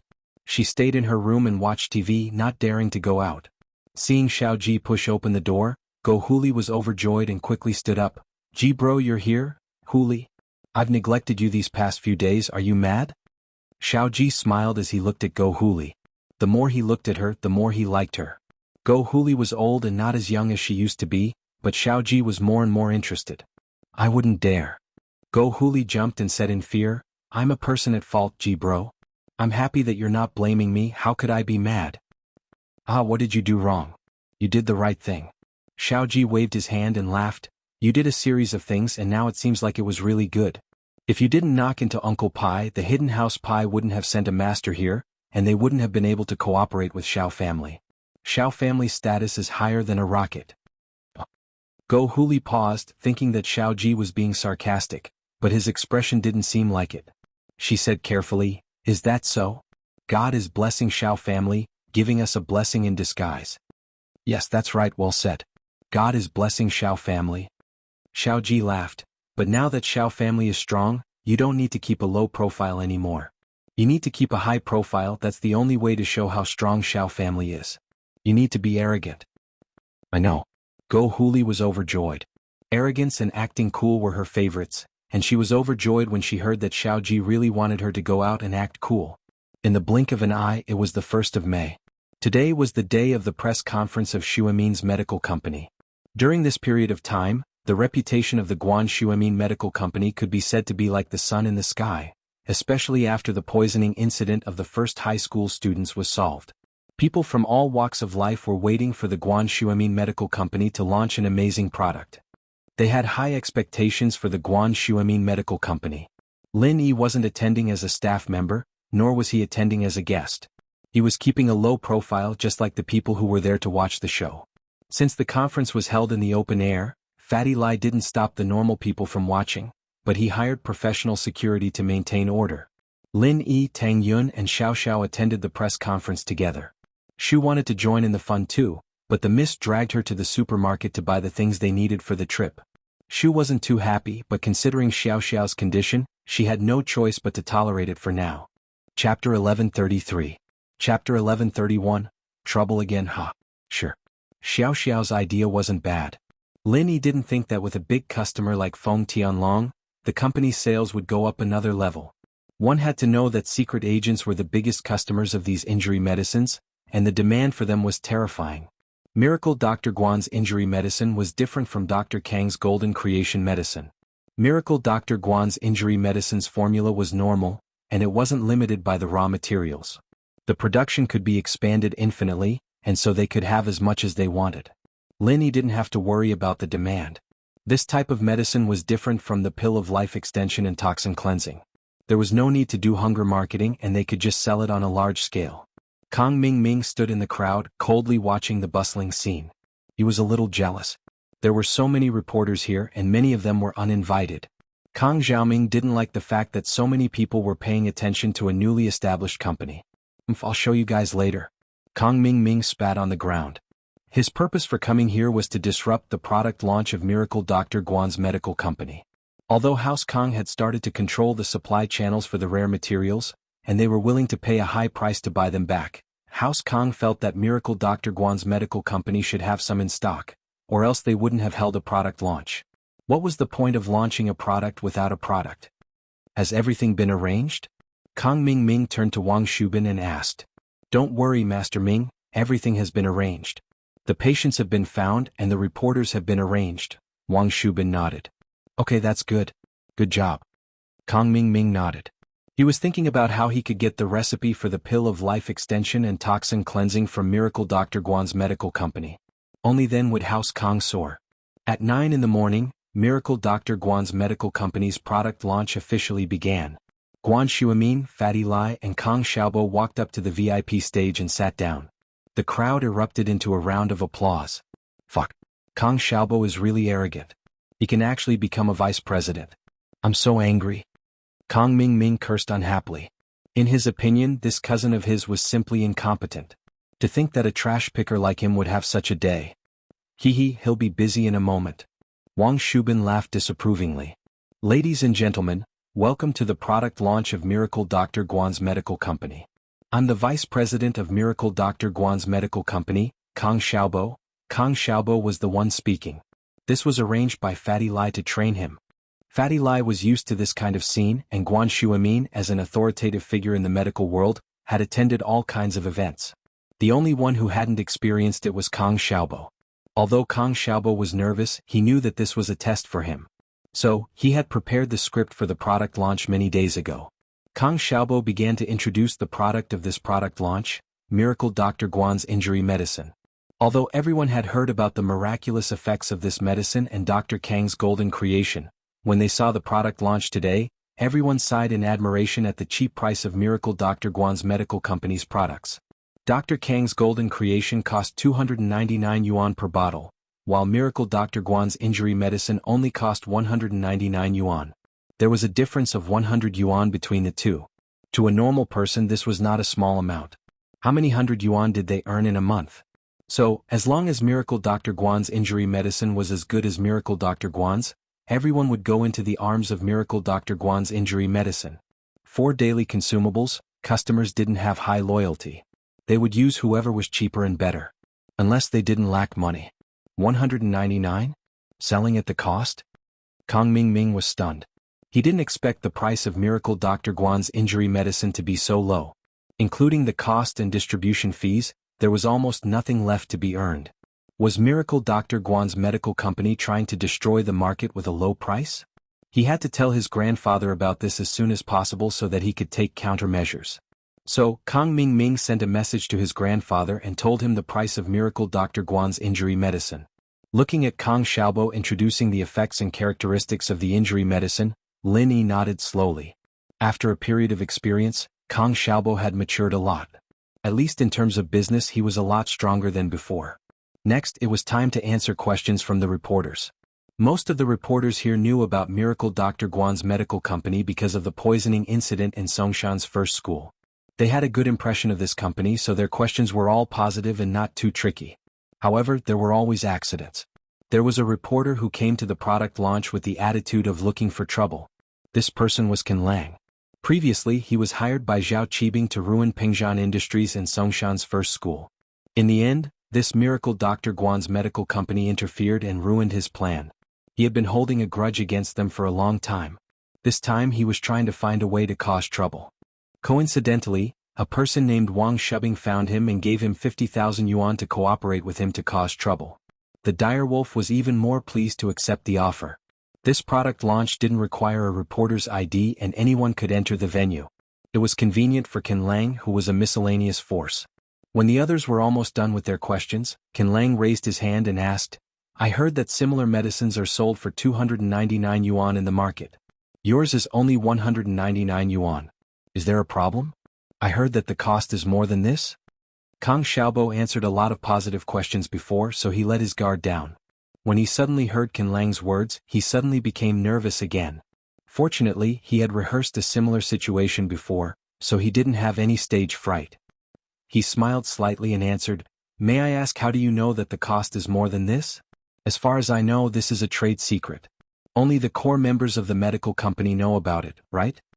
Although Kang Xiaobo didn't say it clearly, he had already hinted that Qin Lang was sent by the competitor to look for trouble. He believed that everyone present could understand. Originally, Qin Lang thought that Kang Xiaobo was young and inexperienced, so he was easy to bully. That was why he asked this question. He didn't expect this kid to be so tricky. It made it difficult for him to deal with him. The reporters present looked at Qin Lang with disdain. They wanted to see what he could say. Chapter 1134. The injured person. I'm here today to seek justice for the victims. Someone used your medicine, and not only did it not stop the bleeding as you said, it even caused the wound to fester. I've brought him here today, and the purpose is to expose a black-hearted businessman like you in front of everyone. The dire wolf accepted Wang Shubin's money, so naturally he would follow Wang Shubin's orders.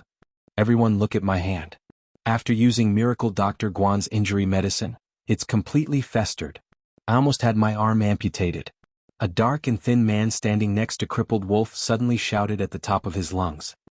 He stretched out his hand wrapped in gauze and shook it as he shouted at the people present. Wow, it's that serious?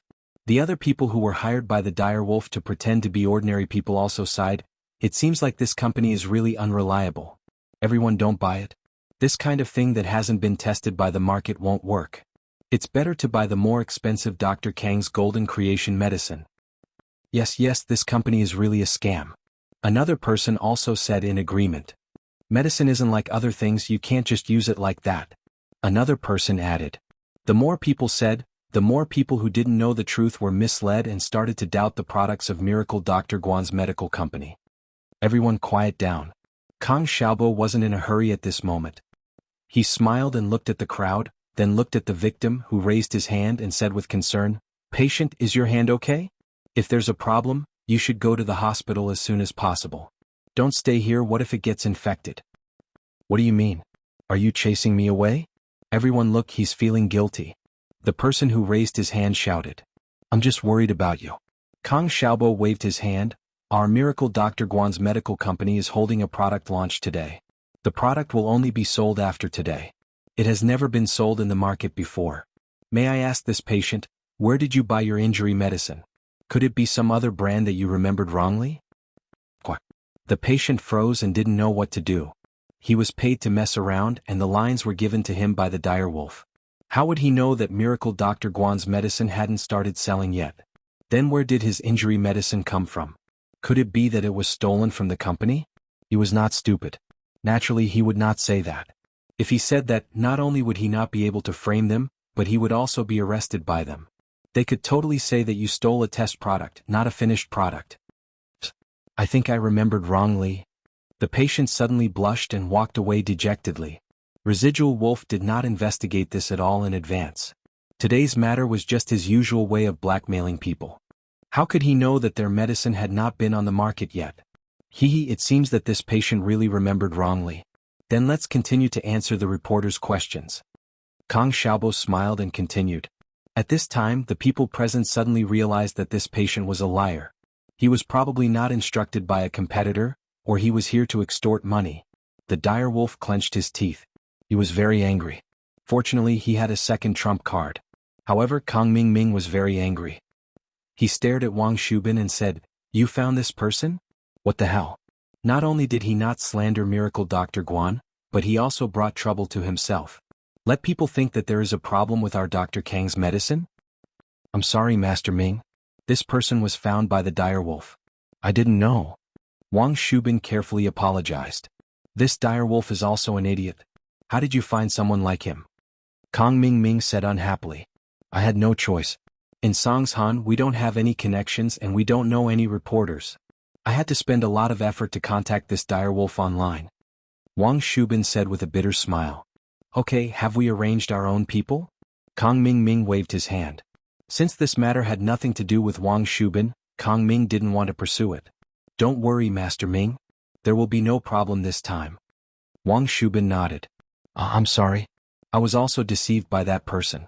In our line of work, we like to fight for justice. I am a righteous person, so please forgive me. The dire wolf said with a laugh. It's okay. A news reporter should have the spirit of doubt. Kang Xiaobo didn't agree with the dire wolf's words, but on the surface he was magnanimous. I accidentally cut my hand. At this moment, a long-haired, cultured man suddenly exclaimed, Get out of the way, I'm going to bandage it. As he said this, the man pushed the dire wolf and wanted to walk past him. There is so much blood. You really need to bandage it. The dire wolf was shocked, but he suddenly said, Oh right, isn't this the conference for Miracle Dr. Guan's injury medicine? Vice President Kang said that their medicine can stop bleeding immediately. Why don't you go and apply some? Okay. The man nodded gratefully and ran towards the rostrum. Vice President Kang, can you help me apply some injury medicine? Kang Xiaobo frowned. Things were obviously out of his expectation. This was something he didn't expect. Although this person's request was simple, it was strange for him to appear at this time. Especially since it was related to the dire wolf, Kang Xiaobo couldn't be too careful. What's wrong? Vice President Kang is reluctant to apply it for me. Or are you not confident in your company's medicine? This is a good opportunity to advertise. If your medicine is really good, then wouldn't I be a living advertisement? The man saw Kang Xiaobo hesitating and said immediately. Then I'll apply some for you. Fatty Lai spoke at this time. He took out a new bottle of Miracle Dr. Guan's injury medicine and opened it. Although Fatty Lai was suspicious of this person's sudden appearance, he still applied the medicine because of his confidence in Lin Yi. Generally speaking, testing medicine on the spot was a marketing trick of the pharmaceutical company. But this person wasn't invited by Fatty Lai, so Fatty Lai was suspicious. Chapter 1135. Why were they in such a hurry to leave? Just when everyone was anticipating, a miracle didn't happen. The man's wound didn't stop bleeding, it was still bleeding profusely. What injury medicine? He's obviously a liar. It's useless. Look at my hand, it's still bleeding, it's not getting any better. The man excitedly raised his bleeding hand and shouted to the people present, "Look, if the medicine they used at the press conference is so ineffective, then what effect can the retail version on the market have?" Although most of the reporters had a good impression of Miracle Dr. Guan's medical company, the truth was right in front of them. The bleeding didn't stop, so they still took pictures of the scene. Fatty Lai was dumbfounded. Why wasn't it working? He had 100% trust in Lin Yi's medicine. Kang Xiaobo didn't know what to do. He had little experience, and now that there was an accident, he didn't know what to do.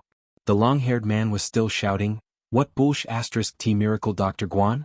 Is he a liar? It's not working at all? Look at my hand, it's still bleeding." Just when Kang Xiaobo didn't know what to do, Lin Yi's voice rang in Kang Xiaobo's ears.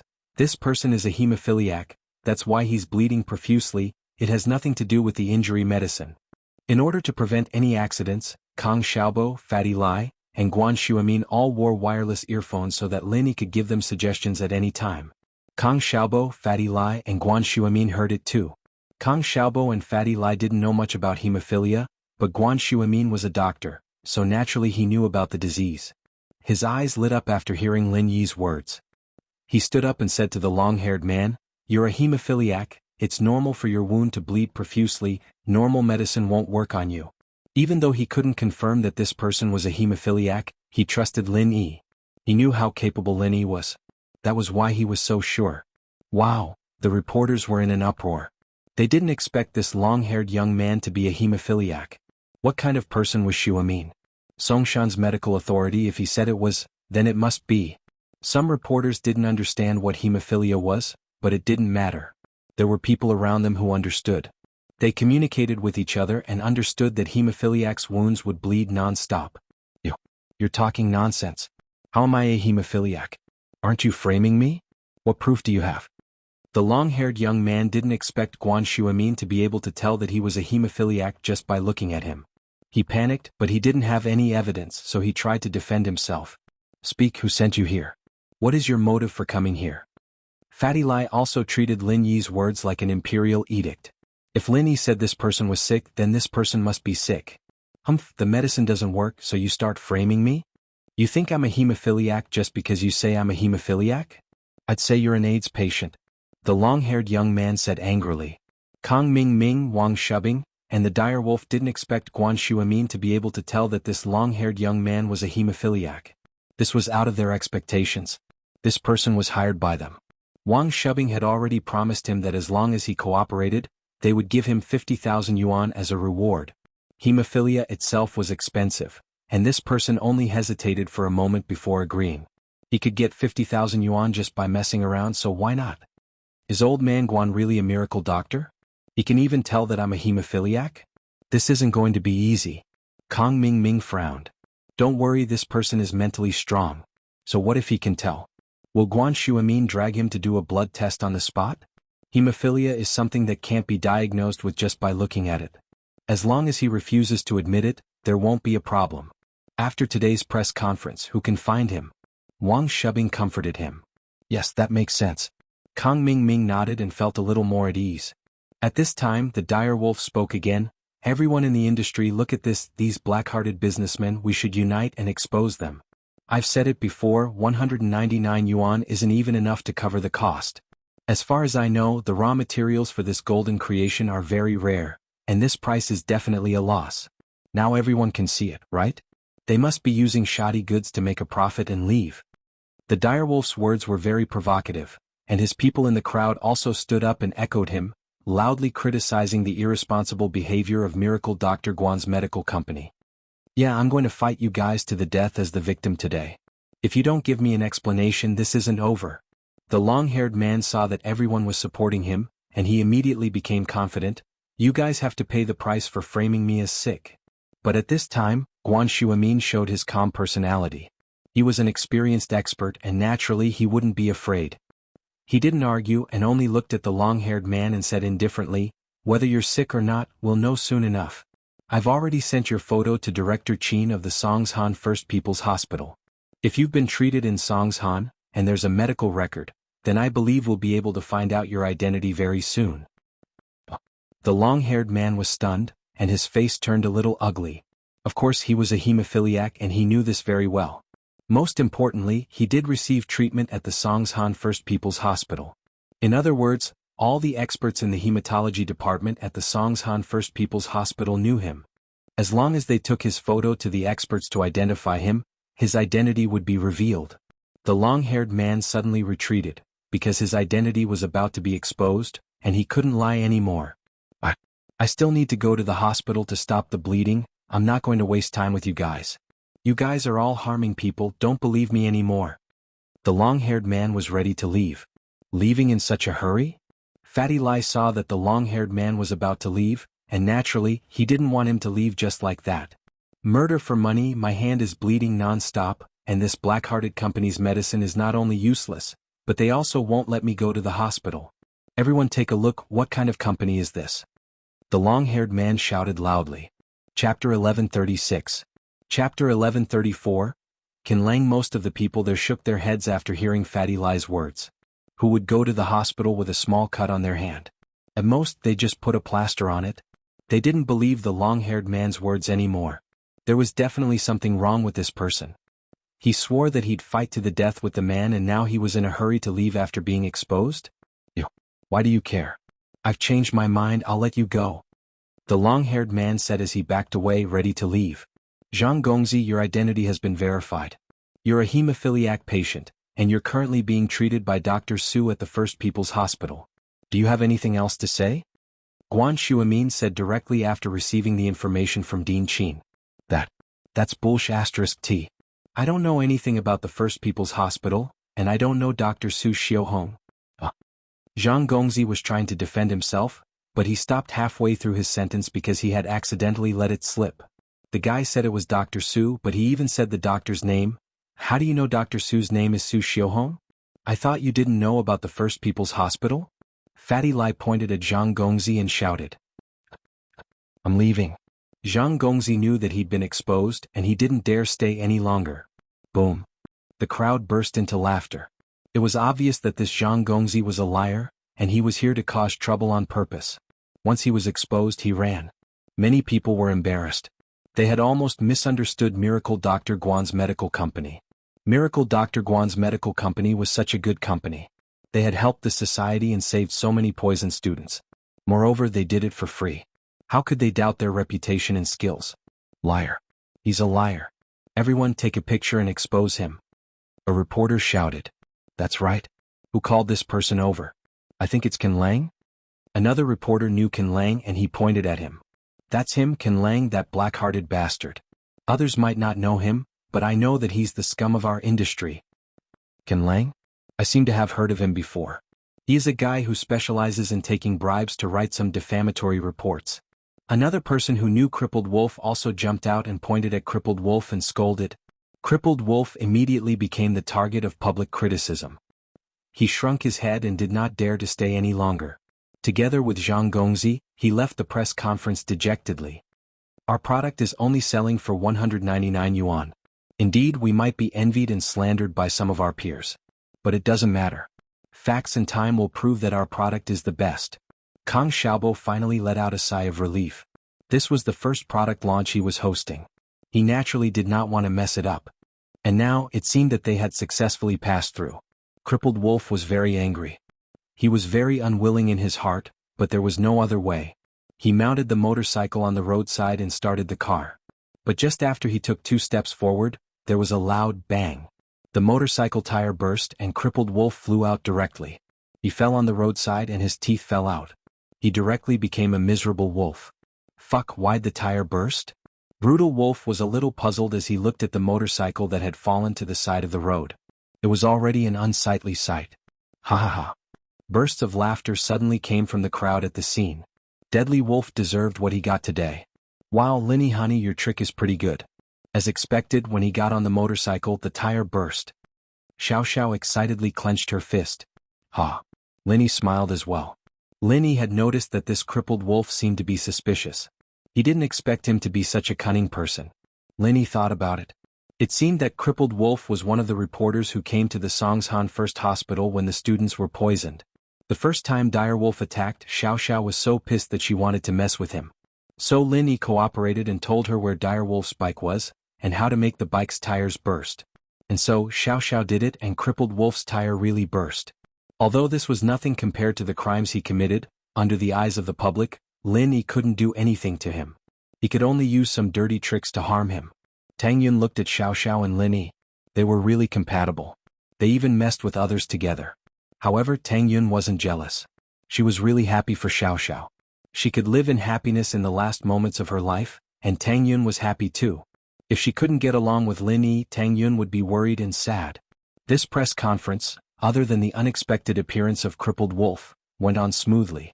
Kang Xiaobo continued to answer a few questions from the reporters, and the press conference ended smoothly. What kind of *T did you find? What the hell did you do? Kang Mingming saw that things were messed up and he was furious. He started scolding Wang Shubing. The success or failure of this matter was related to his ability and position in the Kang house. He had just gotten Dr. Kang's approval, and he wanted to continue working hard.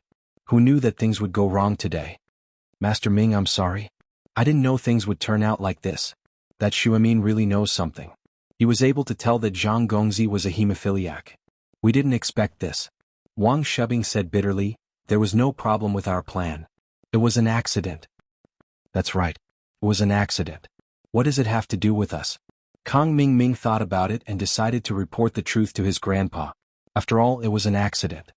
Wang Shubin breathed a sigh of relief. Kang Xiaoming finally let it go. Kang Mingming called his grandpa. Hello? Is this grandpa? I'm Xiaoming. Xiaoming, how's it going? Your plan is pretty good. I told your uncle and dad about it and they all applauded it. Using a hemophiliac to mess things up, this is amazing. Miracle Dr. Kang's laughter came from the other side of the phone. Normal external medicine doesn't even work on hemophiliacs, let alone his injury medicine. Even our golden creation medicine isn't working. Miracle Dr. Kang laughed. Chapter 1137. Just thinking about it is embarrassing. What did you say? The hemophiliac had been seen through by Xuemin? How did he see through it? Dr. Kang was stunned and asked incredulously. People with hemophilia were usually diagnosed after a blood test in the hospital. How could they check it on the spot? This is what happened. Kang Mingming didn't dare to hide it. He told his grandfather the details of the matter. After all, there were so many people watching. It would definitely spread. Are you saying that Guan Xuemin knew that Zhang Gongzi was a hemophiliac with just one look? Dr. Kang found it strange. Wasn't this too strange? Guan Xuemin's medical skills are that good? With just a glance he could tell what illness someone was suffering from? Wasn't this similar to the legendary Bian Ke? Yes, he saw it at a glance. Kang Mingming said, many people here saw it. Forget it, it's not that we miscalculated, it's just that things are unpredictable. Come back first, we'll discuss how to deal a blow to Miracle Dr. Guan's injury medicine. Dr. Kang wasn't too worried about it. Anyway, the Kang family's golden creation was mainly used for military supplies. The civilian market was only a small part of it. Most of the time it was out of stock. Therefore, Dr. Kang wasn't too concerned about Guan Xuemin taking over the civilian market. Okay, Grandpa. Kang Mingming was relieved. As long as Dr. Kang didn't blame him, everything would be fine. Linny saw Kang Mingming in the crowd and guessed that he was the one behind all this. However, framing one's opponent in business was a normal thing to do. As long as it didn't cross Lin Yi's bottom line, Linny wouldn't do anything to him. He would only provide some help to Fatty Lai and Kang Xiaobo when necessary. The rest was up to them. Let's go. Lin Yi held Tang Yun with his left hand and Xiao Xiao with his right as they left the venue with the crowd. It's already afternoon, I wonder if Meng Yao and Shu have finished shopping? Tang Yun looked at her watch and asked. They agreed to go on a road trip together at night. It should be about time. Have you told your family? Lin Yi asked. Yeah. Tang Yin felt a little embarrassed as she thought about her mother's words.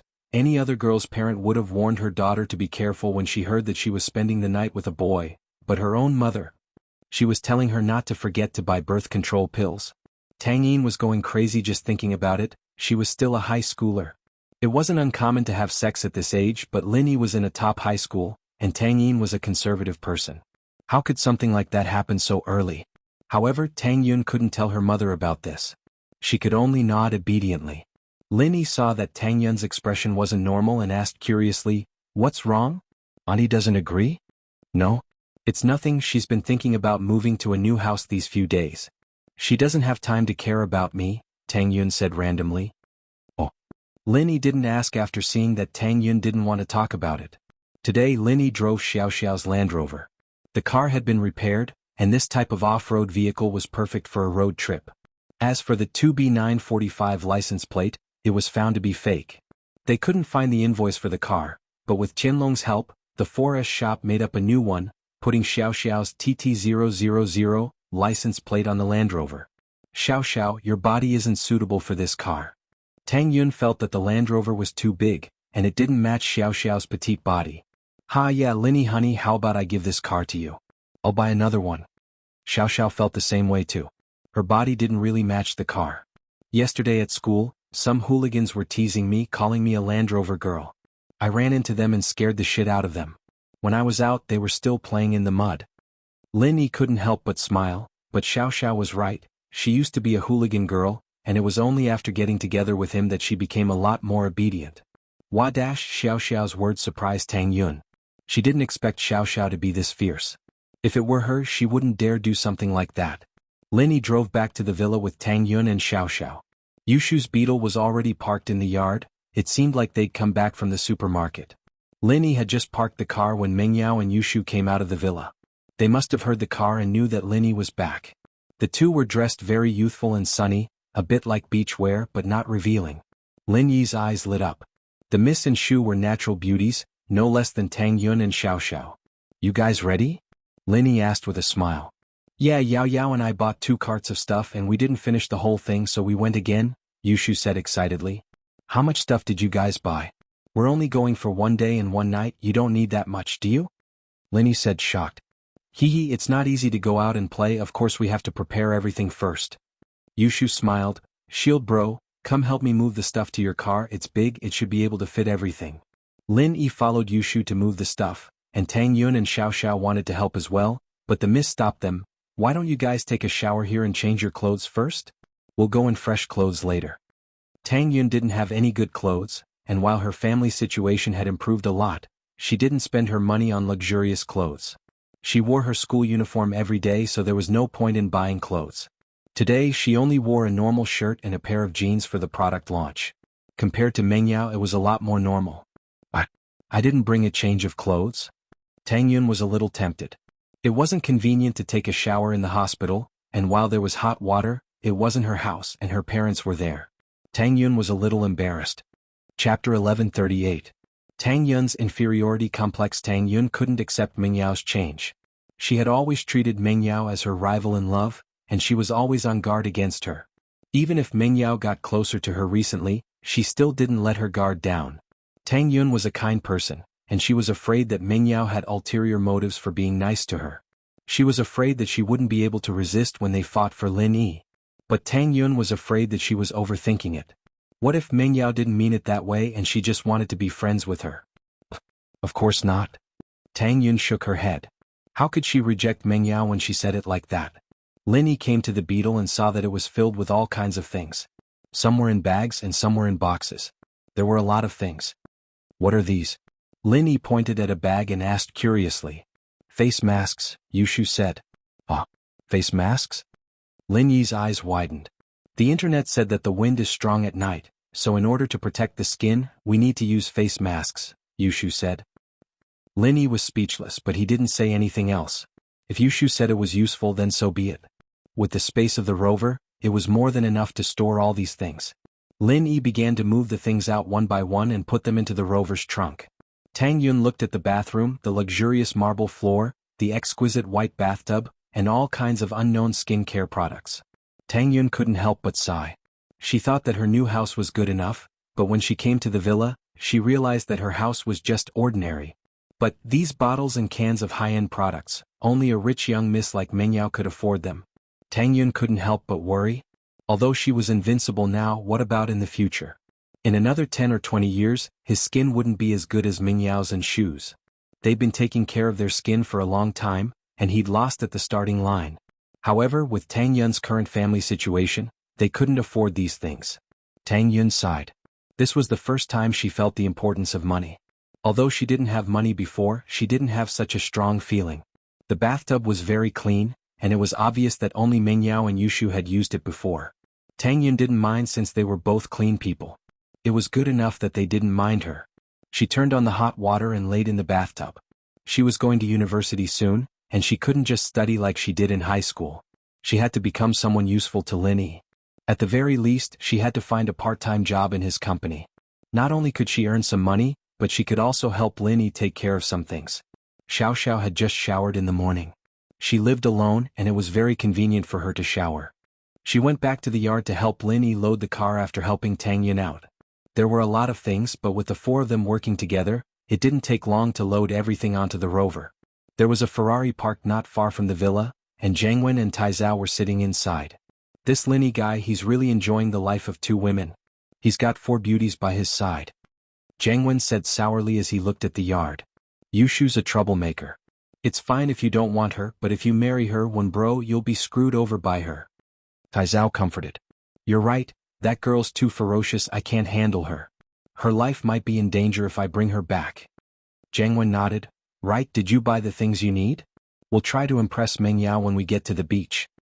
I've already told Yang Ganglu to buy it. Don't worry, he's very smart. Taizao said. Lin Yi naturally saw Jianghu's Ferrari by the roadside. He found it funny.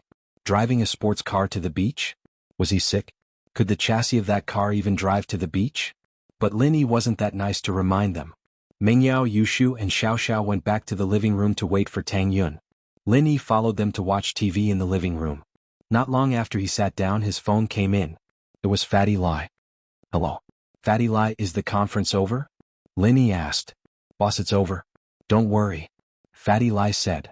It's all thanks to you seeing through Zhang Gongzi's problem, otherwise the conference would have been in trouble. Did you find out who sent them? Lin Yi knew who the mastermind was, but Lin Yi didn't want to waste too much time on the company. After this, Lin Yi planned to let Fatty Lai and Kong Xiaobo handle it. There's some clues. It's probably sent by our competitor, Dr. Kang's medical company. According to our employees, someone recognized Dr. Kang's grandson, Kong Ming, at the conference and met with Direwolf. Fatty Lai said. Then what do you want to do? Lin Yi asked back.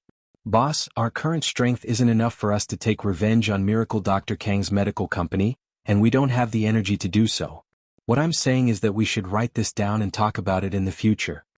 Fatty Lai said carefully. Okay, we'll do as you say. Lin Yi felt that Fatty Lai's idea was right. The company had just been established, and they didn't have the time to fight with competitors. If they had the time, they might as well spend it on marketing. Okay. Fatty Lai sighed in relief and smiled bitterly. Boss, there's one more thing. After the conference, the orders we received were much bigger than we expected. It's very different from what we expected.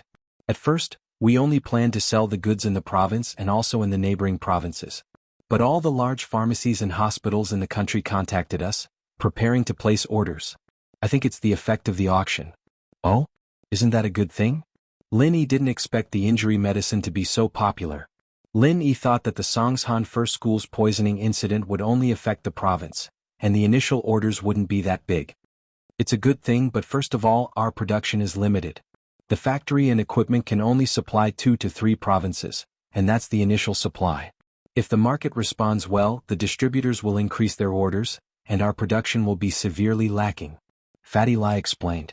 Chapter 1139. Won't let you suffer. Secondly, our sales network is not good. My trading company only has corresponding trading companies in the province and neighboring provinces. My initial plan was to slowly expand outwards and steadily expand the scope of business and sales, but the current situation has exceeded our expectations. Then what should we do? Lin Yi asked. He didn't know much about business. He could deal with competitors, but sales was a far cry. First, we need to expand our production and find a way to get loans to repair our factories, Fatty Lai said. Second, we need to expand our sales channels and set up branches in major cities, but that requires a lot of capital and management problems. If we set up multiple branches at once, the management system won't be able to keep up, and we'll end up in chaos. Can't we just send the goods directly from the headquarters without setting up branches? Lin Yi asked. Yes, but the consequences might be even more serious. Without a local branch to coordinate and supervise, there might be random price increases, random price reductions, hoarding, trading, etc. It'll have a huge impact on our company's reputation. Fatty Lai knew the consequences very well, so he was very worried. I say, Fatty Lai, you know I'm not good at business. Why are you asking me? Just tell me if you have any good suggestions. Linny didn't know whether to laugh or cry. Are you trying to scare me? My suggestion is to work with a company with a complete sales channel, but this company must be reliable and trustworthy. Otherwise, if our sales channel is in their hands, they might take over. That's not something we want to see, Fatty Lai said. All right, we'll do as you say. Linny nodded. But, boss, I haven't thought about the company yet. The business world is like a battlefield. How can there be friends forever? Fatty Lai smiled bitterly. I can't think of a suitable one at the moment. That's why I called you to discuss it, boss. Let me see. Linny smiled bitterly. Linny only knew a limited number of entrepreneurs. Other than Pingzhan, there weren't any other companies in Songshan that he was friendly with. All right, I'll think about the loan and funding first. Fatty Lai was just asking. If Linny really didn't have a solution, he'd have to use the contract to control the sales company. However, this kind of mutual suspicion of cooperation was not a long-term solution. It could not achieve the greatest win-win situation. Not long after Linny hung up, his phone rang again. Linny thought it was Fatty Lai or Kong Xiaobo, so he picked up without thinking. Hello? Miracle Dr. Lin? I'm Lu Tianyi. Lu Tianyi's deep voice came from the other side of the phone. Mr. Lu? Hello. Linny was curious why Lu Tianyi would call him at this time. Linny had a good impression of Lu Tianyi, especially when he lent money to him without hesitation. This made Linny feel that Lu Tianyi was a good person, so he recognized him as a friend. Miracle Dr. Lin, I heard that your company will be releasing a new product today. Congratulations. Lu Tianyi smiled. I've sent a small gift, a check in a red envelope to your company. Thank you so much. Linny didn't expect Lu Tianyi to send a gift. Linny was a little surprised. But since Lu Tianyi was showing his goodwill, Linny didn't need to slap him in the face. He accepted it with a smile. Thank you. I wanted to come personally to congratulate you, but considering that it's a new product launch and not an opening ceremony, I didn't go. Lu Tianyi said carefully. Lu Tianli, and the old man had discussed for a long time about whether or not House Lu should send someone to attend the launch. In the end, it was Lu Jinghan who suggested not to attend, but to give a red envelope. That got the old man's approval. After all, House Lu wanted to get on Lin Yi's good side and build a long-term friendship with Lin Yi. They were planning to give House Lu's business channels to Lin Yi for free. If they showed up at the auction, it would look like they were too proactive, as if they were planning something. That wouldn't be good. After all, Lin Yi hadn't agreed to House Lu's business channels yet. From the looks of it, Lin Yi was quite happy with House Lu's red envelope. Lu Tianyi, on the other hand, let out a breath of relief. It's good that the thought is there. Lin Yi smiled. All right, Mr. Lu, I have something to ask you. Please go ahead, Miracle Dr. Lin. What's there to ask? I'll tell you everything you want to know. Lu Tianyi said quickly. It's like this. My medicine company wants to set up some branches and sales channels all over the country, but our main focus is on expanding the factory and increasing production. We don't have the time to set up sales channels. I want to find a reliable partner to be in charge of sales. Lin Yi told Lu Tianyi about Fatty Lai's suggestion. Lu Tianyi definitely had more contacts than Lin Yi. You want to find a partner to be in charge of sales channels? Lu Tianyi was surprised and happy. House Lu had the same idea. They didn't know how to ask Lin Yi, but Lin Yi made this request first. How could Lu Tianyi not be happy? Lu Tianyi quickly said after the surprise, Miracle Dr. Lin, House Lu is a business family. If you don't mind, we can let you use our channels for free. And the management side can be managed by your side. We don't participate in the decision-making, only the operations. We won't take a single cent of the profits, but you'll have to take care of the staff's expenses, haha. Mr. Lu, are you serious? Lu Tianyi's words surprised Lin Yi. Lin Yi didn't expect Lu Tianyi to recommend himself and give such a good deal. Not only did it dispel Fatty Lai's worries, House Lu didn't want a single cent of the profits. Of course, Lin Yi understood Lin Yi's intentions. House Lu probably saw his potential and wanted to use this opportunity to get on his good side. Of course I'm serious. Lu Tianyi smiled. Miracle Dr. Lin, when have I ever joked? I really want to do something for you. I, Lu Tianyi, may be a small fry in your eyes, but I, Lu Tianyi, truly see you as a friend and savior. Chapter 1140. Behind the scenes this. Lu Qianni couldn't be any more excited. That was the pill of life extension and toxin cleansing. One pill was worth 3 to 400 million. There was also the special edition injury medicine, and that was only the second of it.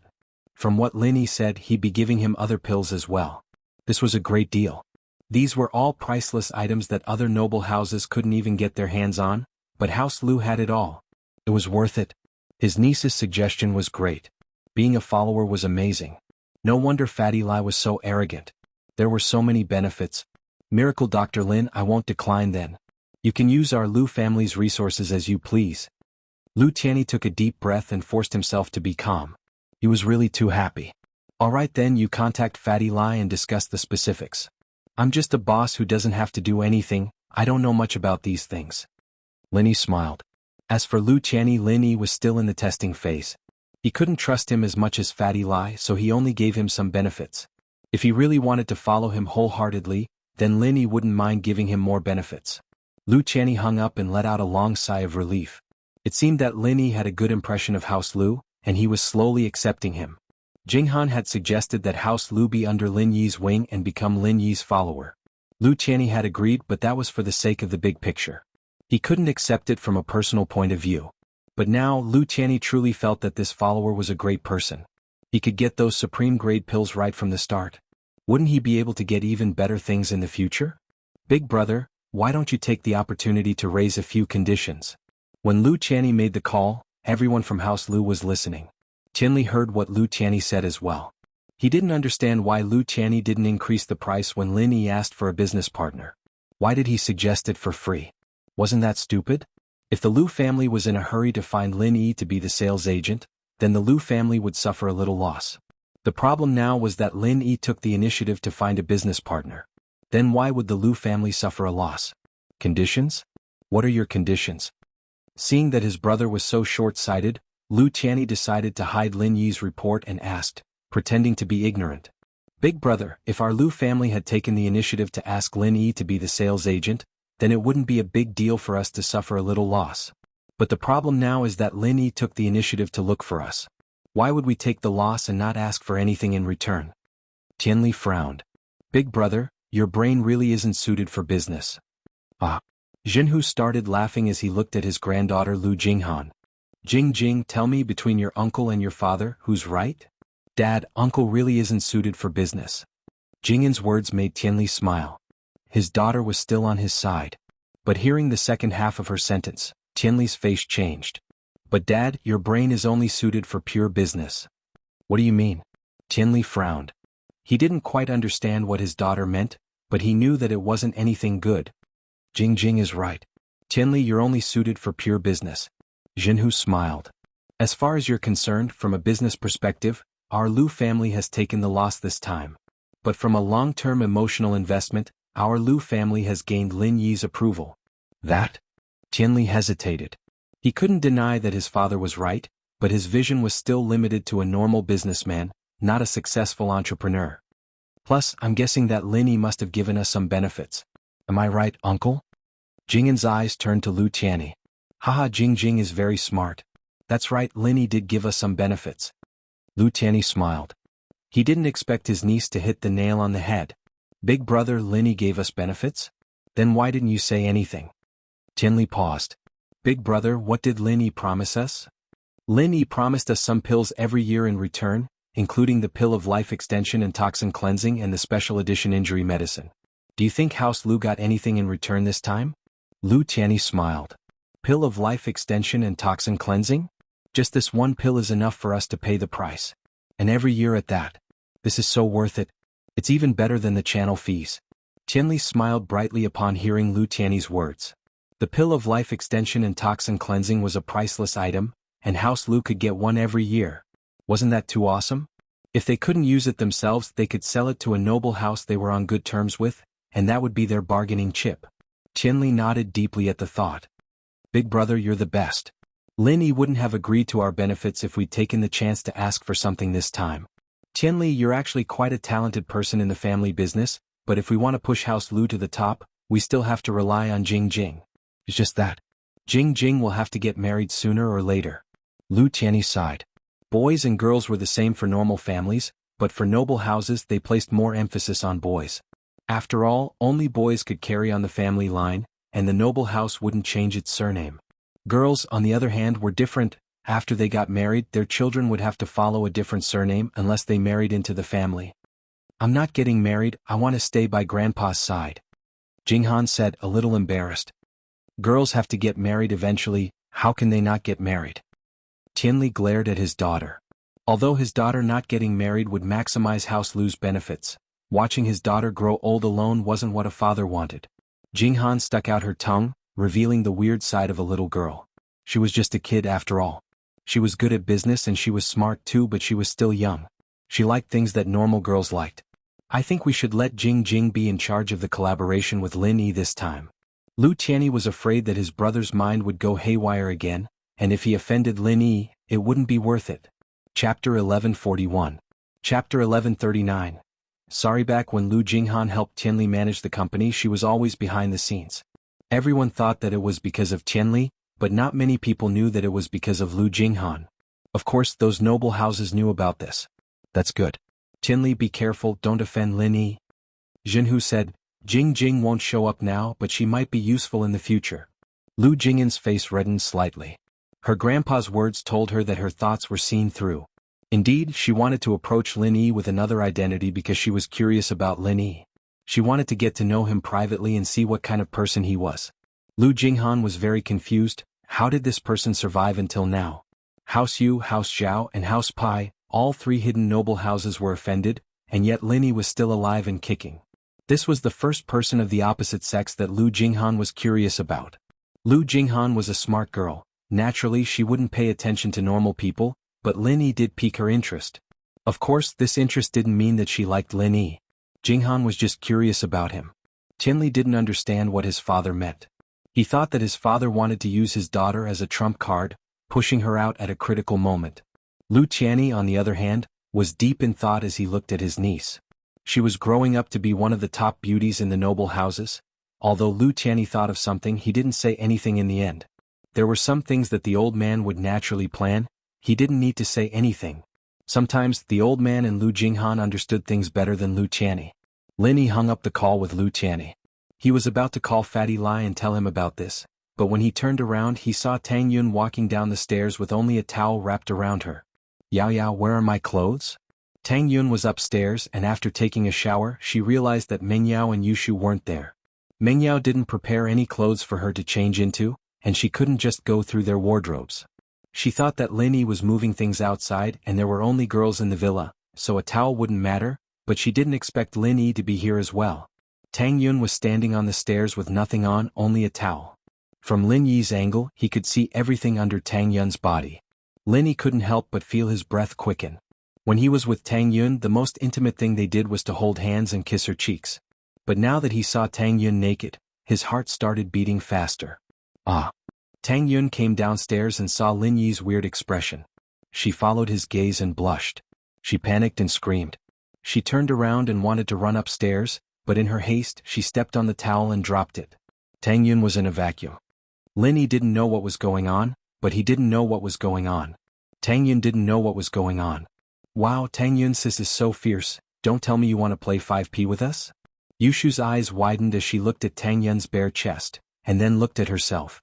She muttered to herself, "And it's still not as big as mine. But it's bigger than Yao, sis." Tang Yun was already embarrassed enough, and after hearing Yushu's words she felt even more embarrassed. She wanted to bend down to pick up the towel, but the moment she bent down her whole body froze. She was thinking that if she bent down with her back facing Lin Yi, wouldn't her butt be facing Lin Yi? Didn't that mean that he had seen everything? Thinking of this, Tang Yun was even more embarrassed, and her hands stopped picking up the towel. She wanted to rush upstairs to avoid any more embarrassment. But the more she wanted to run up, the more problems occurred in her panic. She stepped on the towel again and her body tilted, sliding down the stairs. "Ah!" Tang Yun screamed. She didn't think that she would be so unlucky, slipping down again. This was bad. If she fell down, even if her bones weren't broken, her body would be bruised. Tang Yun closed her eyes and didn't dare to open them again. Everything happened in a split second. Although Lin Yi's heart was racing, he reacted the moment he saw Tang Yun fall down. He quickly ran up the stairs and caught Tang Yun. "Oh, shield bro is so amazing. I don't have to worry about falling down the stairs anymore. Yushu clapped. Mengyao didn't know what to say, but Yushu was telling the truth. There was one time before Lin Yi came, when Yushu was showering upstairs when a cartoon came on. Mengyao called her over to watch it, and Yushu didn't even wipe herself clean before running downstairs. She fell down the stairs, her butt swollen up, and she only went to school after a couple of days of lying in bed at home. Yushu's face was swollen. Tang Yun thought that she would fall down for sure, but Lin Yi caught her at the critical moment. Tang Yun was both embarrassed and happy. Embarrassed that she wasn't wearing anything and she was still naked. Happy that Lin Yi caught her. Mengyao and Xiao Xiao both breathed out in relief. They were about to leave and they didn't want anything to happen to Tang Yun. Mengyao respected Tang Yun's love for Lin Yi, as well as her generosity in accepting Xiao Xiao. She felt that it was too petty of her to be enemies with Tang Yun, and so she started to worry about Tang Yun.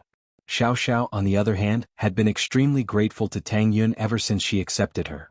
Naturally, she didn't want anything to happen to her. Yushu, on the other hand, looked at Tang Yun in Lin Yi's arms and asked with a sly smile, "Tang Yun sis, does it feel good to have Shield Bro touch your boobs?" Tang Yun froze. She realized that Lin Yi's hand was on her chest. She struggled subconsciously, trying to get Lin Yi to let go of her. Lin Yi, on the other hand, realized that he was holding something soft in his hand. He didn't realize it in his rush. Lin Yi regretted it. He would have touched it properly if he knew this was going to happen. He didn't feel anything yet, so he had to let go. Lin Yi laughed dryly and let go, putting Tang Yun on the sofa. He said awkwardly, "I'm sorry, I didn't notice in the rush. Yao Yao, get some clothes for Tang Yun, I'll turn around first." Chapter 1142. Humbly asking for advice. "Yao Yao, where's my clothes?" Tang Yun let out a breath of relief when she saw Lin Yi turn around. She didn't mind Lin Yi looking at her, but not in a situation like this. She was naked in front of Mengyao, Yushu, and Xiao Xiao. She'd rather die of embarrassment than let Lin Yi see her naked body. "Tang Yun sis, why are you so shy? Don't you do it with Shield Bro all the time?" Yushu didn't let it go as she giggled. Tang Yun almost died of embarrassment when she heard Yushu's words. She didn't think that she would let Yushu use it as an excuse when she was arguing with Mengyao. Mengyao smiled when she saw Tang Yun's face turn as red as an apple. It seemed like there really wasn't anything going on between her and Lin Yi. At the very least, their relationship was similar to hers and Shu's. With that thought, Mengyao couldn't help but feel relieved. She scolded Shu, "Shu, don't cause trouble here. I'll tear your mouth apart if you talk nonsense again." Yushu subconsciously touched her mouth, not daring to talk nonsense anymore. She turned to Lin Yi, "Shield Bro, did you feel good touching me just now?" Tang Yun had just breathed a sigh of relief when she heard Yushu's words. She was about to stand up and get dressed with Mengyao when she heard Yushu's words. She almost tripped and fell to the ground. Lin Yi had just let out a breath of relief when Yushu came over to ask him a question like this. He felt a little awkward. "I don't know," Lin Yi said, not in a good mood. "Then compared to mine, which one feels better?" Yushu continued. "What?" Lin Yi's eyes went wide, shocked. "Compared to hers? When did he touch her? He couldn't just say things like that." He subconsciously turned around and glanced at Tang Yun from the corner of his eye. As for Tang Yun, she heard Yushu's words and subconsciously slowed down to look at Lin Yi's direction. Their eyes met and Tang Yun was instantly embarrassed. She hadn't put on her clothes yet, and she was standing in the living room naked. Mengyao couldn't stand it anymore. "Shu, stop it." "Oh." Yushu finally shut her mouth, a little unwilling to give up. Tang Yun sighed in relief after she went upstairs. She patted her chest. "This day, I was scared to death. Shu is just like that. Don't take it to heart. You'll get used to it. She's not a bad person and she likes to joke around with people. Actually, she always teases me in front of Lin Yi." Mengyao smiled as she looked at Tang Yun's breasts. They were indeed much bigger than hers. She didn't remember Tang Yun being this big before. Mengyao felt a little envious at the thought. "I know she's not a bad person." Tang Yun nodded. "She's quite cute." Mengyao opened the wardrobe after entering the changing room. She turned to Tang Yun. "You can choose any one of them. I'll go get your underwear." "What? So many?" Tang Yun felt dizzy. The wardrobe was filled with all kinds of clothes. Tang Yun never thought that a girl could have so many beautiful clothes. She was like a princess in a fairy tale. "Tang Yun, what cup size bra do you wear?" Underwear and underwear were the same, but the size of the bra was different. Mengyao asked when she got the bra. "I wear D cup."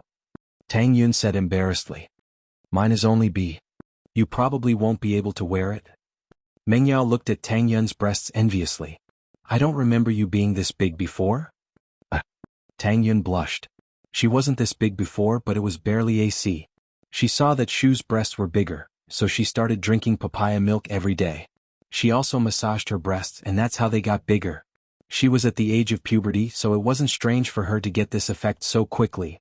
Why are they so big now? Meng Yao couldn't help but ask. I don't remember, they were this big before? Tang Yun was startled. She didn't expect Meng Yao to see through her. She felt a little embarrassed. She stuttered. I was shocked by you and Shu last time, so I drank papaya milk every day and massaged them. They really got bigger? Ugh. Is this really effective? Meng Yao's heart skipped a beat. And it's effective. Tang Yun saw through Meng Yao's thoughts. She blushed. You can try. Meng Yao didn't hide it anymore. Tang Yun saw through her thoughts. I'll try as well, but why should I wear a bra now? Tang Yun was a little speechless. She couldn't just stand there naked all the time, could she? Shoes won't work either. She's at least FG. Meng Yao said hatefully. Why don't you wear the one from before? I left it in the washing machine. I'll go get it for you. Tang Yun nodded. She quickly put on her underwear. At least she wasn't completely naked. It gave her some sense of security. Meng Yao took Tang Yun's old bra back and gave it to Tang Yun. After Tang Yun put it on, she started helping Tang Yun choose her clothes. Tang Yun was very shy at first, but under Meng Yao's instigation, Tang Yun tried on the clothes one after the other. Lin Yi waited until Tang Yun went upstairs before turning around to see Yushu and Xiao Xiao tiptoeing up the stairs. He immediately stopped them. Stop messing around and sit down. Otherwise, I won't bring you guys later. Yushu wanted to go upstairs to watch the show, but Lin Yi caught her. She had to give up. Xiao Xiao was going to watch the show with Yushu anyway. It was fine if she didn't go. After a while, footsteps came from the stairs. Everyone looked up to see Tang Yun and Meng Yao coming downstairs. Tang Yun was wearing a bright yellow t-shirt that was tied up at the waist. She had on a pair of shorts and she had a pair of sunglasses on. She did look like a beach girl. She looked pretty much the same as Meng Yao and Yushu. Lin Yi knew that Tang Yun wasn't any worse than Meng Yao and Yushu, but Lin Yi's eyes still lit up when she dressed up. What do you think, Lin Yi? Tang Yun is pretty, right? Meng Yao was a little pleased. This was her masterpiece. Chapter 1143. The car leaks. As long as they didn't fight, Lin Yi would be able to continue living in the villa peacefully. As for his relationship with the Miss and Shu, Lin Yi hadn't considered it yet. He just let it be. Lin Yi didn't know if he was still their follower and bodyguard. If he remembered correctly, Lin Yi had already resigned from Pengzhan last time, and the only reason he was staying was because of a promise he'd made to Yushu, more or less as a friend. Why are you thanking me? I have more clothes than I can wear anyways. Let's all wear them together in the future or it'll be a waste. Meng Yao said faintly. Lin Yi smiled. The Miss was always like that. She was nice to people but she didn't care. She was helping people but she didn't care. It was quite interesting. Let's go then? I can't wait. Xiao Xiao said anxiously. Yeah, let's go. Lin Yi nodded. The five of them left the villa, and Meng Yao told General Wei Wu to look after the place before locking the door. As for who should sit in the front passenger seat, the Miss, Shu and Tang Yun tacitly gave it to Xiao Xiao. They knew Xiao Xiao's situation very well, and this trip was to fulfill one of Xiao Xiao's wishes, so their goal was to make Xiao Xiao happy. Even Shu didn't want to fight with her over it. Lin Yi's Rover drove in front, and Jiang Wen's Ferrari followed behind. At the back was Gonglo's Audi Q7. They didn't avoid it, following behind as if they were really in the same car. Yao Yao, Jiang Wen's car is following us. Yushu looked behind and said to Meng Yao. I see them. Let them be. The Miss frowned and didn't say anything. Lin Yi honey picked the dirt road later. If they drive a sports car, we'll kill them. Xiao Xiao humphed. Ha, I was just about to say it. Yushu said. Lin Yi smiled, turned the steering wheel, and picked the worst dirt road in Songshan that led to the beach. There were very few cars on this road. Only agricultural vehicles would use this road to sell vegetables in the morning and evening. The rest of the vehicles were cargo vehicles that were not allowed to use the main road. This road was the kind that would become a road if it was used too much. There was no official maintenance, so naturally the road condition was very bad. This wasn't a problem for an off-road vehicle like the Rover, but for Jiang Wen's sports car, it was a bit of a struggle. Big brother, and why is this road so bad? I can't keep up. Tai Zhao complained to Jiang Wen as the road got more and more difficult. I'll let you drive if the road is bad. If the road is good, I'll drive it myself. Weren't you the king of Songshan's underground racetrack? Why are you dropping the ball now? Jiangwen glared at him. Hurry up, don't lose them. This is a golden opportunity for me to hit on girls, don't let it go to waste. Yes. Taizao had no choice but to keep driving. The road was really hard, even harder for a sports car. They're still following us? Xiao was a bit surprised. How was Jiangwen still able to keep up at this speed? That driver, Taizao, is probably a master. He's picking the smooth roads to drive in an S shape, so he should be able to keep up for now. Lin Yi had been observing the cars behind them. Taizao was barely able to keep up, but it was very hard for him. Gotcha. Taizao stopped the car with a bitter look on his face. Bro, it's bad, the undercarriage scraped, I think something's broken. Can't you watch your car? Did you not wear your eyes? Jiangwen was furious when he heard that the car was broken. If the car broke down at this time, wouldn't that be cheating? It's good enough that we can drive this far on this kind of road, the undercarriage is too low. Taizao smiled bitterly. Why didn't you say so earlier? What do we do now? Jiangwen didn't really care about the car. A sports car was nothing to someone like him who made money every day. It'd be troublesome if the trip was delayed. Why don't we take Ganglo's Q7 and let him wait for the tow truck? Taizao suggested. All right, it's settled then, Jiangwen said as he got off the car. Taizao told Ganglu about it, and naturally, Ganglu stayed behind to wait for the tow truck, giving the Q7 to Jiangwen and Taizao. This Jeep is really different. Jiangwen sat in the Audi Q7, feeling much more comfortable now. He'd almost died from the bumps earlier. They changed cars. Lin Yi knew that Jiangwen wouldn't give up so easily, so he wasn't too surprised. Xiao, on the other hand, was a little disappointed. She'd wanted to mess with Jiangwen and Taizao, at least make them fall over. This was just the beginning, the road ahead was going to be tough. She didn't expect them to change cars in time. Whatever, let's just follow them. We'll mess with them later, we'll kill them. Xiao said with gritted teeth. Mengyao suddenly realized that having an idiot like Jiangwen following them was quite an interesting thing. At least they wouldn't be lonely on the road. Of course, the prerequisite was that Yushu and Xiao, these two devil incarnate, were there. Otherwise, she really wouldn't know how to deal with him. Songshan's beach area was divided into the beach area and the normal area. The beach area was a relatively safe area, and there were safety nets in the middle of the water, preventing the beasts from entering the swimming area. This was enough to ensure the safety of the tourists. But this area had the most people and the water quality was the worst as well. After all, there were people bathing every day and the water quality wasn't that great. Lin Yi planned on going to the normal beach area. There weren't many people here and normal people wouldn't choose to swim here. After all, normal people would only run when they saw sharks, not people like Yushu and Lin Yi who wanted to catch sharks to eat. Taizao drove the Audi and followed Lin Yi's Land Rover. The sky was getting darker and Lin Yi's road was getting more and more deviated. Taizao wasn't a very brave person, and he was starting to get worried. Bro, what is this place? Why's it so dark? There aren't even any street lights, this isn't right.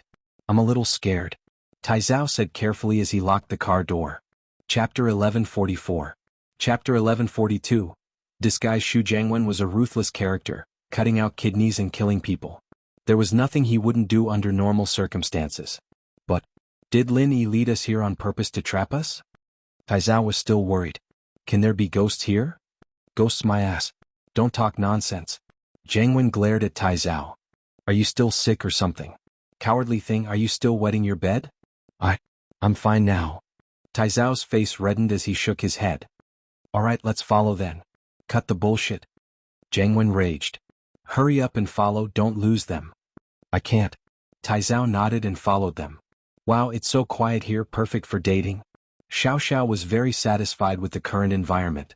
The endless beach and ocean, quiet and serene. Mengyao and Tang Yun looked at each other, smiling bitterly. Only Xiao could say something like that. Shu could too. You guys pick a place, we'll camp here tonight. Lin Yi parked the car on the beach and said to the girls. It's pretty much the same here, can we just pick a random place? Tang Yun looked out the window and realized that it was already late. The beach looked the same everywhere, so it didn't matter where they set up camp. Alright, let's do it here. Lin Yi nodded and got off the car to prepare their camping supplies. The Miss and Shu bought 2 tents from the supermarket.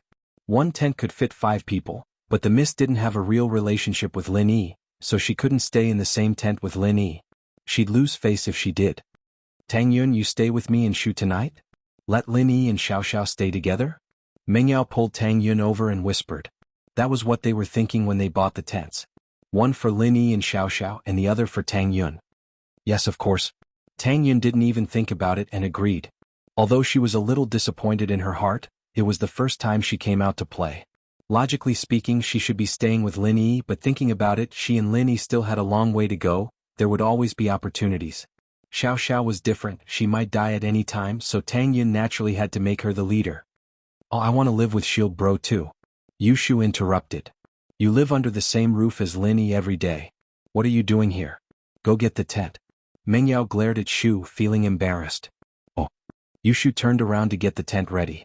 The two tents were placed quite far away from each other, and Meng Yao found it strange. Shu, why did you put the tents so far away from each other?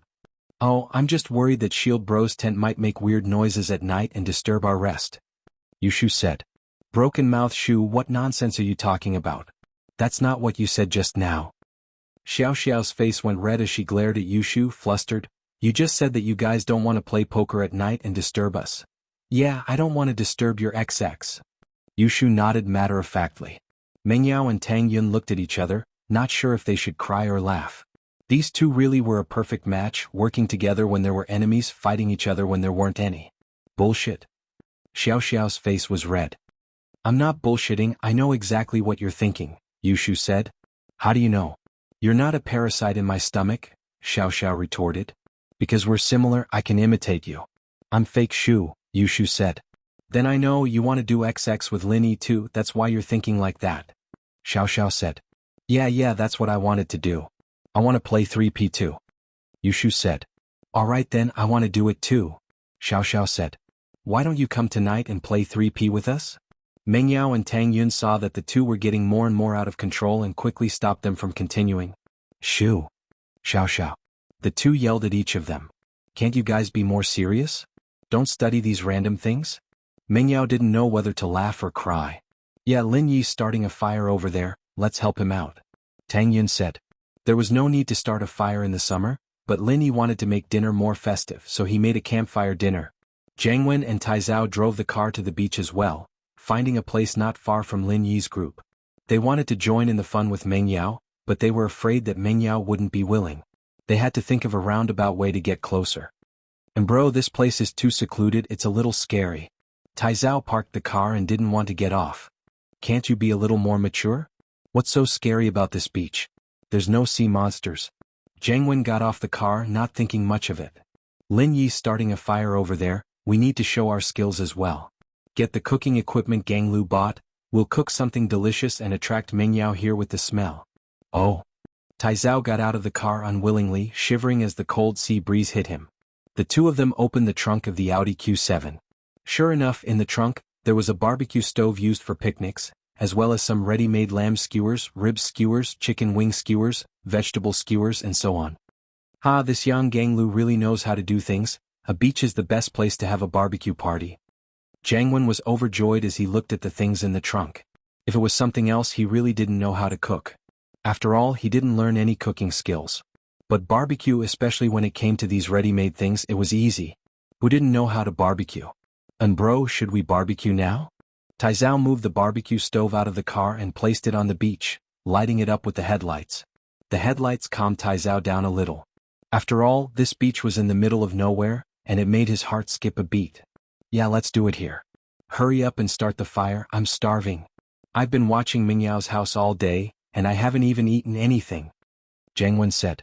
Okay, let me look at the manual first, how to use it. Taizao said. Chapter 11:45. We want to eat seafood. Who still lights a fire these days? Isn't that something only primitive people do? It's all electric grills now. Taizao said gleefully. Look at Lin Yi starting a fire over there like an idiot. It's not environmentally friendly at all, and it's easy to burn himself. Fuck, you idiot, there's no electricity in the middle of nowhere. You didn't buy one that plugs in, did you? Jianghu panicked a little. Ganglu shouldn't have made such a stupid mistake. Taizao started sweating at Jianghu's words. Yeah, there was no electricity in the middle of nowhere. Was this a joke? Then what's going on? Don't tell me it doesn't need to be plugged in. Jianghu was pissed. And bro, this is solar powered, you don't have to use electricity. Taizao said as he flipped open the manual. I told you that Gonglo's a smart guy, he wouldn't make a stupid mistake like that. Son, my ass, where's the sun? Why don't you ask him to buy one that's powered by the moon? Jiangwen was even more pissed. What the hell was this solar powered? And bro, calm down. I'll call Ganglu right now and see what's going on. Taizao wiped the cold sweat off his forehead. What the hell was with this Ganglu? Why did he buy such a stupid thing? Ask him then. Jiangwen waved his hand, troubled. Ganglu, what's wrong with you? Why did you buy a solar-powered grill? Where's the sun at night? What do you expect him bro and I to do with it? Taizao scolded Ganglu right to his face. Taizao bro, this is the latest high-tech product and upgraded version of the 3-in-1. It's the best-selling model right now. Ganglu said, a little wronged. Not only can it be powered by the sun but you can also do it by hand and you can connect it to the cigarette lighter in the car. Is that so? Why didn't you say so earlier? You scared me. Taizao breathed out in relief upon hearing that it could be powered by hand and a car. How's bro's sports car? I'm in the workshop, I'm repairing it. Yang Ganglu said. Alright, you can repair it first. I'm going to barbecue with Big Brother and Taizao hung up the phone and turned to Jiangwen.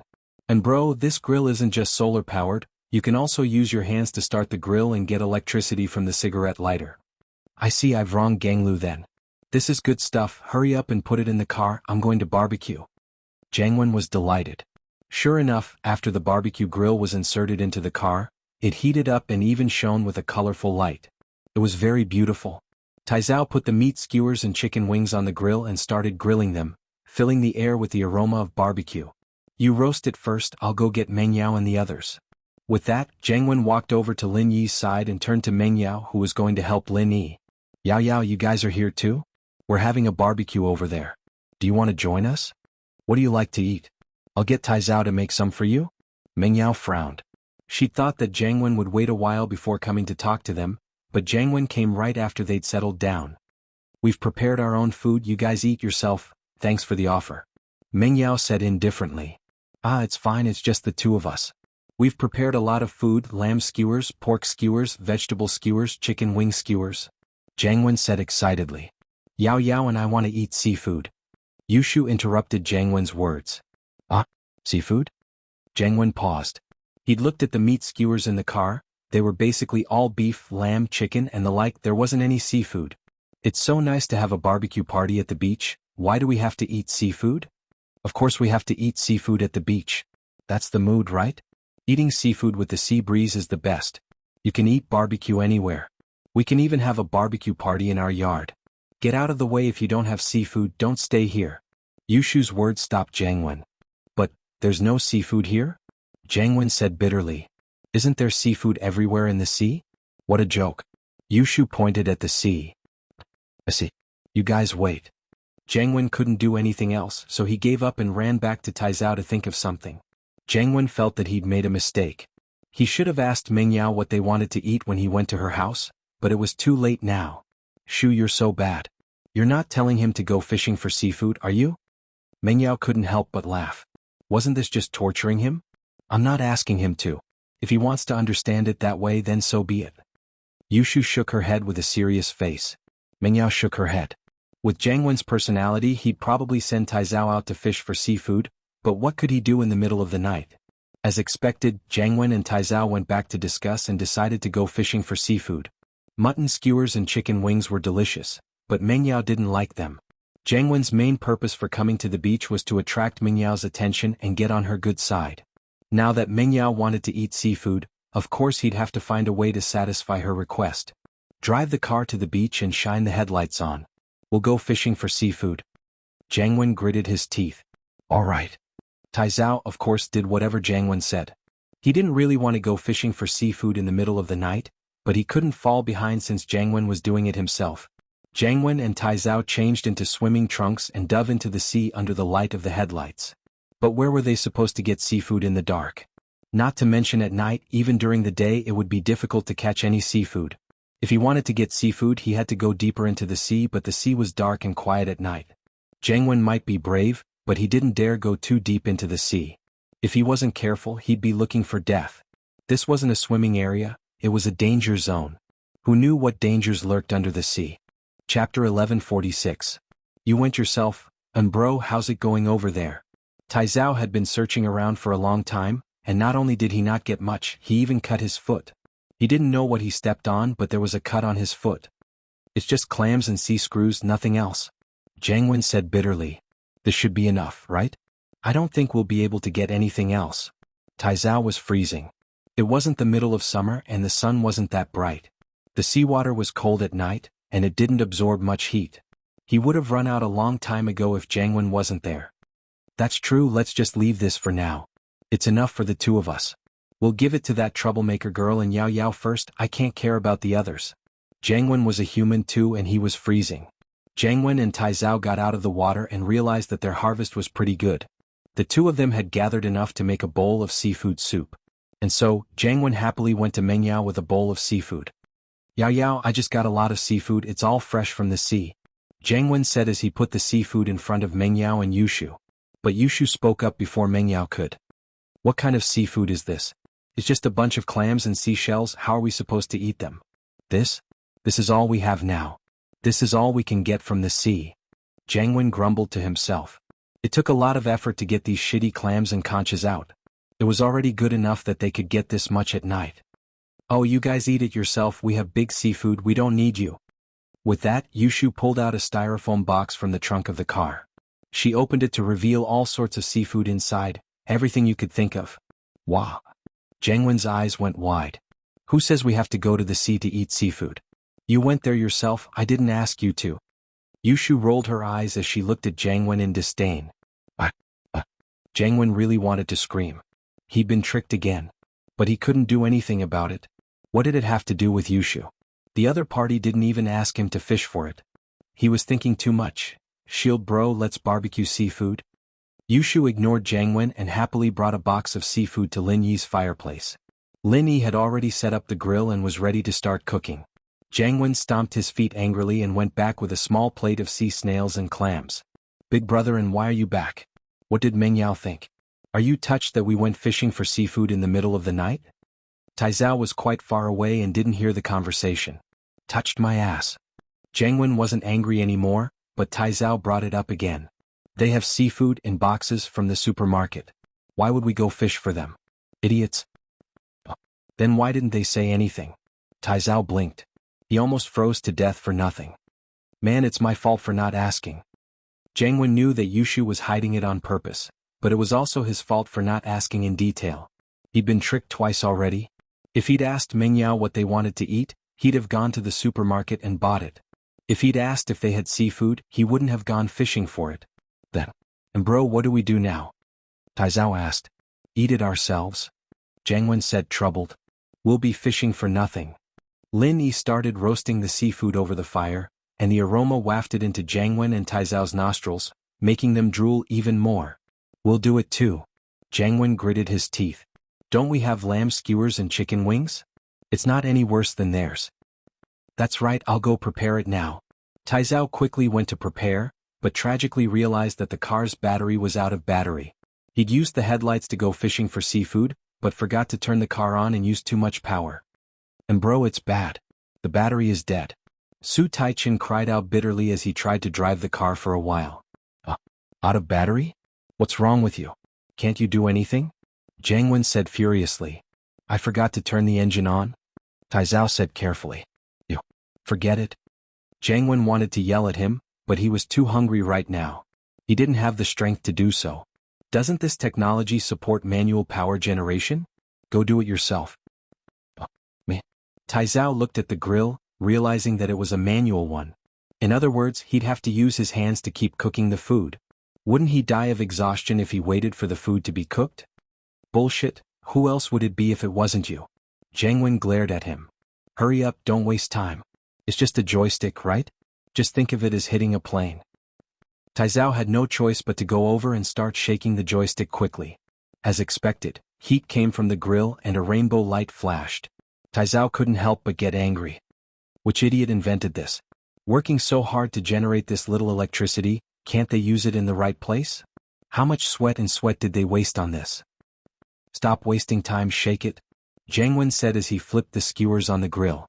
On the other hand, Lin Yi was already enjoying the delicious seafood barbecue. How romantic, I didn't think that I'd have this day too.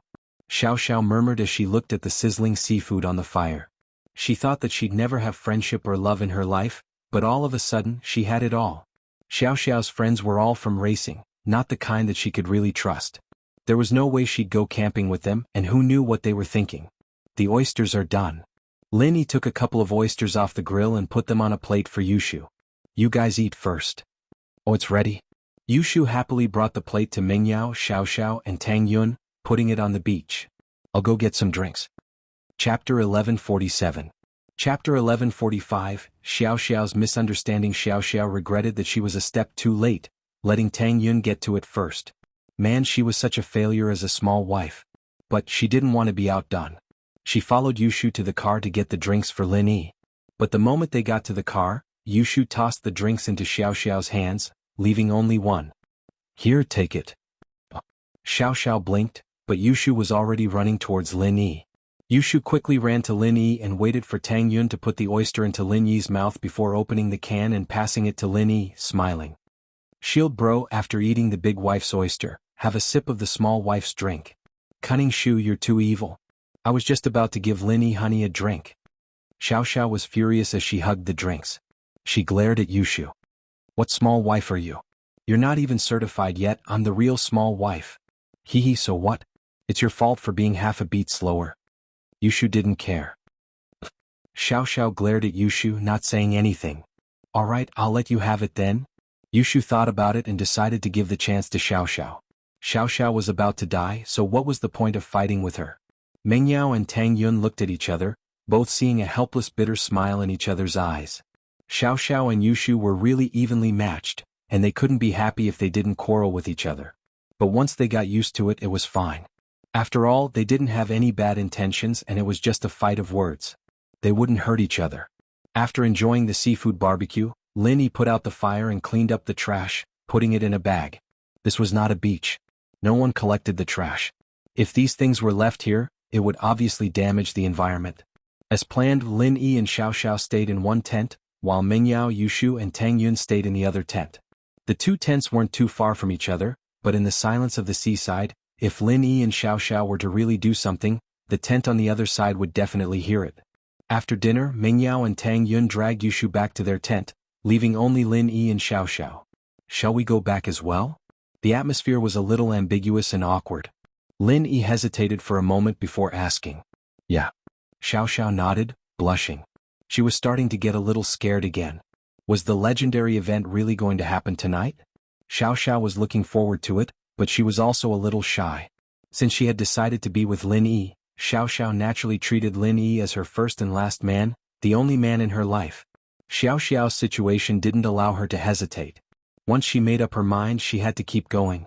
Other people might have the chance to break up, but Xiao Xiao didn't have the time. No one in her mother's family could escape the curse of fate. It had been like this for generations, and Xiao Xiao didn't think she'd be able to escape this at all. So, she had to be very, very careful when it came to choosing a partner. Once she made up her mind, there was no room for regret. Even so, being alone with Lin Yi in the tent, Xiao Xiao couldn't help but feel a little reserved. She might seem bold, but most girls would be hesitant and shy when it came to something like this. What's wrong? Lin Yi noticed that something was wrong with Xiao Xiao too. She was acting like a punching bag as she followed him around. This wasn't the same Xiao Xiao from before, was it? It's nothing. Xiao Xiao was struggling in the depths of her heart. She kept asking herself, did she like Lin Yi or not? Was she with him because she wanted revenge, or had she really fallen in love with him? Xiao Xiao didn't have that much of a dilemma at first. From her perspective, it didn't matter if she was messing with Lin Yi, or if she loved Lin Yi. As long as she slept with him, he'd care for her more, and he'd be even sadder when she died. But now that things had come to this, Xiao Xiao couldn't help but hesitate. After all, for every girl, the first time was very precious. Xiao Xiao's thoughts were just thoughts, but if she really did it, it'd be different. What, you're afraid I'll eat you up? Lin Yi joked, seeing the awkward atmosphere. But the listener didn't mean what he said. It was just a normal joke and there wasn't much meaning behind it, but in Xiao Xiao's ears, it was full of different meanings. Normally, I'll eat you up wasn't a big deal, but the meaning behind it was a little ambiguous. If you really had to explain it, you could split it into three types. First, I'm hungry and I want to eat you up. This was the original meaning. This kind of situation often occurs between two ferocious animals, one high and one low. For example, a tiger says to a goat, I want to eat you. Second, I'm not hungry but I hate you and I want to eat you up to vent my hatred. This was the extended meaning. This usually happened between two enemies, like two people fighting, and one said, I want to eat you up. Third, I want to push you down. This was the popular meaning. It was also used a lot on the internet and in reality. This usually happened between couples, and the guy saw the girl's pretty face and wanted to push her down, but he couldn't say it out loud, so he subtly said, I want to eat you up. Or maybe the girl was in a very emotional situation and wanted to give herself to the boyfriend, but was too embarrassed to say it out loud, so she said, eat me up. The first and second didn't seem very suitable in the current situation. An Lin Yi and Xiao Xiao were a couple, so naturally Xiao Xiao thought of the third meaning, and her face turned red. Xiao Xiao didn't know what to say. Looking at Xiao Xiao's face, Lin Yi paused, realizing that his words had been misunderstood. But in all honesty, Lin Yi really didn't mean it that way. Lin Yi was just joking, saying, I'm not a tiger, are you afraid I'll eat you up? Chapter 1148. Chapter 1146, Lin Yi's worries. Yeah. Xiao Xiao nodded and went into the tent with Lin Yi. Originally, the atmosphere between the two of them outside was ambiguous and awkward enough. But now that they were inside the tent, it was even more uncomfortable. It wasn't that Lin Yi and Xiao Xiao didn't have the chance to be alone in a room before. In fact, Xiao Xiao had been honest with him. But Lin Yi and Xiao Xiao didn't have anything to do with each other back then. At most they were classmates or deskmates. But now they were a couple. This couple, although there were elements of pretense and revenge, no matter what happened in the beginning, now that the two of them had feelings for each other, the situation had become completely different. Xiao Xiao, do you feel uncomfortable after eating seafood today? Lin Yi broke the awkwardness between the two and changed the topic. Of course, this was what Lin Yi was worried about as well. After all, Xiao Xiao's sickness last time was caused by eating too much seafood. It's alright, I don't feel too uncomfortable. I didn't eat too much this time. Xiao Xiao didn't expect Lin Yi to care for her this much. She felt warm in her heart. Now that Lin Yi was treating her so well, could she still take revenge on him? Xiao Xiao's heart melted, but at the same time she became even more fearful.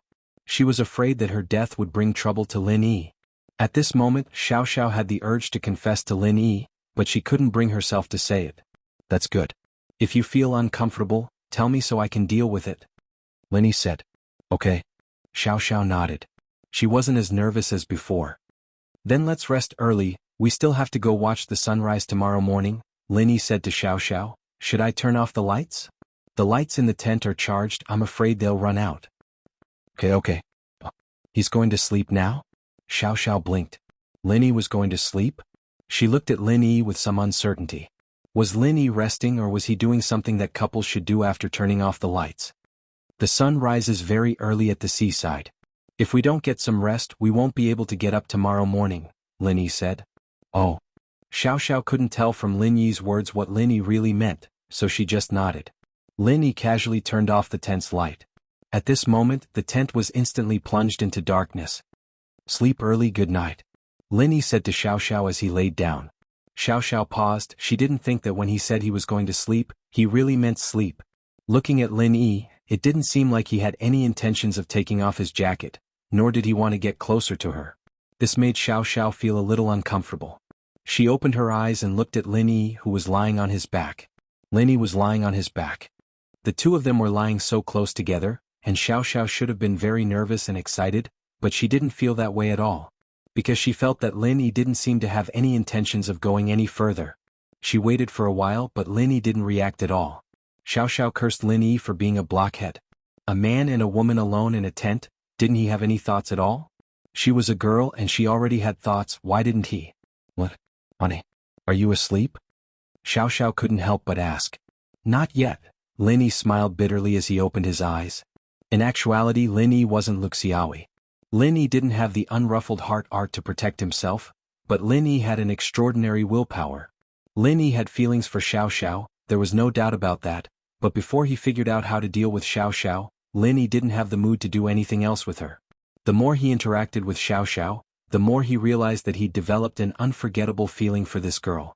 But the more it was like this, the more worried Lin Yi felt. He didn't want Xiao Xiao to die, but there was nothing he could do. People called him Miracle Dr. Lin, and he had the art of dragon mastery, but he still couldn't do anything about Xiao Xiao's illness. This was the tragedy of being a miracle doctor, right? There were quite a lot of cases like this, treating people their whole lives but not the people around them. Then, let's talk? I can't sleep. Xiao Xiao didn't feel sleepy at all. Lin Yi was right beside her and she was excited and nervous. She didn't want to sleep at all. Talk about what? Lin Yi turned his head around. He couldn't see Xiao Xiao's expression in the dark, but her bright eyes were clear. Lin Yi's heart moved a little. There was love, there was pity, and most of all, there was unwillingness. Lin Yi wanted to save Xiao Xiao's life, but there was nothing he could do. Can you tell me, what happened between you and my dad? You were my dad's colleague? Then now you... Xiao Xiao had always been curious about how Lin Yi and her father knew each other. Xiao Xiao didn't know everything about her father's job, but she knew a thing or two.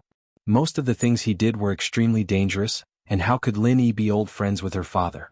But just from Lin Yi's strength, it was possible. But Xiao Xiao was puzzled. Her father's job was for life, so how did Lin Yi become a student? And even if Lin Yi could change jobs, how old was Lin Yi? How could he be her father's colleague? All these questions filled Xiao Xiao's heart with questions. There's nothing much to say. I'm not on your father's side, I joined as an external helper, so I'm more free and relaxed. Lin Yi shrugged with a smile. That's all I can say. Some things are confidential, I'm sure you understand. I see. Xiao Xiao was a little disappointed, but it wasn't her place to ask more. Jianghu and Taizao's tent. Taizao was using binoculars to keep an eye on Mengyao and Lin Yi's tents. Jianghu had been monitoring them, but after a while he felt that it was too boring and he couldn't hear what they were talking about, so he gave it to Taizao. Chapter 1149. Chapter 1147. Plan begins. Oh? So you're saying that Lin Yi and Yao Yao have nothing to do with each other? Jianghu was overjoyed. That should be the case. Their tent can fit 5 people, and if Lin Yi really has something to do with them, why would he go out alone with Xiao Xiao? Taizao analyzed. Jim, that makes sense. Does that mean that my chances are quite high? That Mengyao doesn't like Lin Yi at all, and she's just using him as a shield? Jianghu thought about it and slapped his thigh. That's right, I finally understand why that Yushu girl calls Lin Yi shield bro. She's definitely using Lin Yi as a shield, and it has nothing to do with Lin Yi at all. And bro, you're a godly man coming up with such a brilliant theory. You could be a detective, you're the famous detective in Ermos. Taizao felt that Jianghu's words made sense. I knew it, no matter how strong Pingzhan is, there's no way he'd marry his daughter off to Lin Yi when Lin Yi already has a girlfriend. What's wrong with that? It'd be fine if Lin Yi was some rich kid, but he's just a bodyguard, what's so great about that? Great. Today's trip was really not in vain. I believe that as long as I keep working hard, I'll win Mingyao's heart for sure. Jianghu was filled with fighting spirit. Let's start our plan A. Plan A? No. Taizao paused. But the executor of the plan, Ganglu, isn't here? He's not here, but you are, right? Don't you know how to execute the plan? The 3 of us came up with this plan, so you take over. Jianghu ordered with a frown. But it's so dark, I'm a little scared by myself. Taizao looked out of the tent and saw that it was pitch black outside. Other than the moonlight, there wasn't a single light to be seen. It was a scary sight on this empty beach. Are you kidding me? You're pretending to be a ghost. People are afraid of you, okay? You're still afraid? What do you have to be afraid of? People run when they see you. Jianghu said hatefully. Why are you such a coward? All right. Taizao had no choice but to nod. Ganglu wasn't here, so he couldn't just let Jianghu pretend to be a ghost, could he? In the plan, Jianghu was supposed to catch the ghost and play the role of a hero rescuing a damsel in distress. Who was going to save the damsel in distress if he was the one pretending to be the ghost? With that in mind, Taizao tiptoed out of the tent and went to the trunk of the car to prepare it. Mengyao, Yushu and Tang Yun's tent. The 3 girls were putting on face masks, and it was Tang Yin's first time enjoying something like this. She was looking forward to it. She'd never put on a face mask before, and her family's financial situation didn't allow her to buy such luxuries. Feels so weird. Tang Yun touched her face that was covered by the mask and said curiously, It's not fair. You've never used a facial mask before. Why is your skin so good? Yao Yao sis and I always put on facial masks and we're only as good as you. Yushu looked at Tang Yun's face, a little depressed as she studied the part of her neck that wasn't covered by the mask. We're young now so we can't tell. When we get older, I won't be as good as you guys. Tang Yun smiled, but there was a hint of disappointment in her smile. It's not too late now. From now on you can take care of your skin with us. Your skin won't be too bad in the future, right? The miss felt the disappointment in Tang Yun's voice and quickly explained. Tang Yun sighed lightly. It's expensive, right? I can't afford it. Tang Yun was a little embarrassed when she said it, but she wasn't the type to put on airs. She didn't have money, so what if she was poor? Shield Bro is rich and he's starting a medicine company now. He'll be a rich man in the future and I'll have to rely on him for my livelihood. Aren't you the main wife? Why aren't you the second wife? Yushu said. It's not easy for him to earn money, right? Tang Yun knew that Lin Yi was rich, but it wasn't something that could be changed in a short period of time. I think it's pretty easy, the miss who hadn't said anything until now finally spoke. Tang Yun was amused by the miss's words. It seems like Lin Yi's earning money is much easier than Daddy's. Meng Yao said with a serious face. How much is the total assets of Daddy's company? But Lin Yi's company had hundreds of millions of cash flow at the beginning? Hundreds of millions? This concept was too far away for Tang Yun. She had never seen so much money before. It was an astronomical figure, and Tang Yun had never thought about it before. Don't mention hundreds of millions, even tens of thousands was a huge amount for Tang Yun's family. When she was with Lin Yi, she never thought about how much money he had, and it was the same now. She never thought about being greedy for Lin Yi's money. But we'll see. Tang Yun shook her head. Right, Yun sis, aren't you jealous when you see Xiao Xiao and Shield Bro together? Yushu saw Xiao Xiao calling Tang Yun sis, so she followed suit. No. Tang Yun shook her head. You're so generous. Yushu looked at Tang Yun, wanting to find evidence of her lying. How can I be as generous as you? You keep saying that you want to be the second wife, Tang Yun retorted. It was just a joke. The miss was a little embarrassed, blushing. Shu and I were worried about Lin Yi's safety, that's why we said that. It's not like that. Yao Yao, why won't you admit it? Didn't you say that you like Shield Bro? Yushu was panicking. When did I say that? I said that I don't like him. Meng Yao corrected. Is that so? Did I remember it wrong? Yushu scratched her head, a little depressed. Man, then how am I going to be the second wife in the future? Tang Yun knew a thing or two about the Miss personality after spending some time with her. She knew that Meng Yao didn't mean what she said, and that she cared about face, so she didn't take it seriously.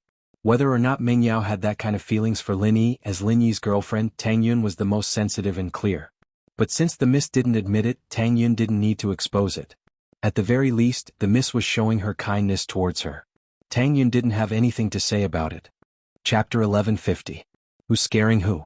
Although Lin Yi had expressed his feelings to Tang Yun more than once, Tang Yun still felt that Lin Yi was too outstanding, and she didn't feel comfortable with him.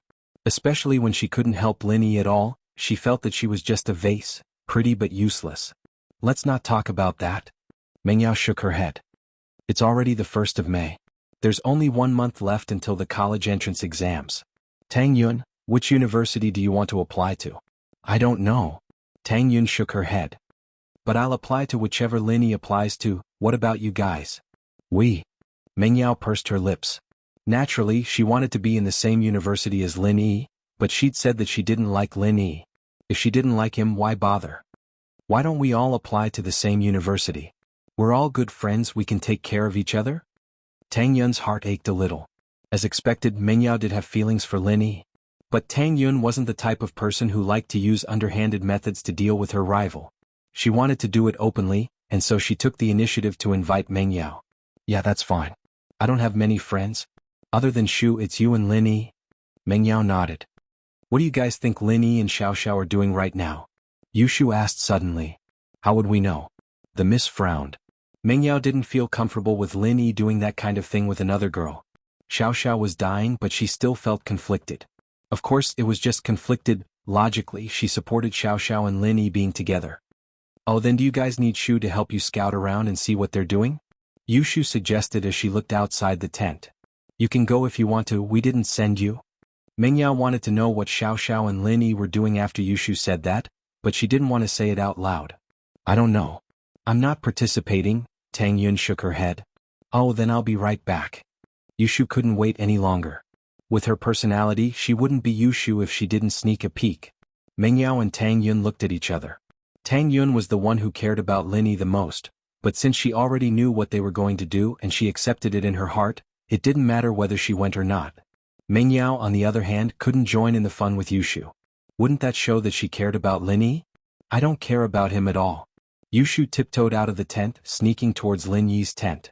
Taizao put on a black raincoat and rubber gloves as he walked in the direction of Meng Yao's tent, his heart pounding. Jianghu was already prepared, ready to fly to Meng Yao's rescue the moment she screamed. As far as he was concerned, Lin Yi and Feng Xiaoxiao must be doing something indecent, and if Meng Yao were to call for help now, he wouldn't have the time to be distracted, and the responsibility of saving the damsel in distress would fall onto his shoulders. Taizao was very scared. He was pretending to be a ghost, but he was more afraid of running into a ghost. He was just a fake ghost, and he knew that it would be bad if he ran into a real ghost in this dark place. Spirits of the heavens, spirits of the earth, please don't let me run into a ghost. Taizao chanted as he walked forward. Yushu saw a black shadow sneaking out of Jianghu's tent the moment she came out. She didn't know what it was trying to do. And so, Yushu wasn't in a rush to go check on Lin Yi and Xiaoxiao. She laid down on the beach and pretended to be a beach, wanting to see what the shadow was up to. Taizao was very scared and he didn't dare look around. Yushu's disguise skills were very good too, and he wouldn't be able to see her if he wasn't paying attention. Is this Jianghu or Su Taizao? What's he doing? Why is he wearing a raincoat? It's not raining, is he? Is he going to dive? Yushu mumbled to herself as she stared at Taizao. Taizao took one careful step at a time, glancing back from time to time, afraid that something was following him. This Ganglu, what the hell is he up to? He's not coming and now I'm pretending to be a ghost. Man, this is scary. Taizao gritted his teeth, wanting to finish his mission as soon as possible. She saw that Taizao wasn't far from her, and he was walking towards her tent. Yushu decided to interrogate this guy first.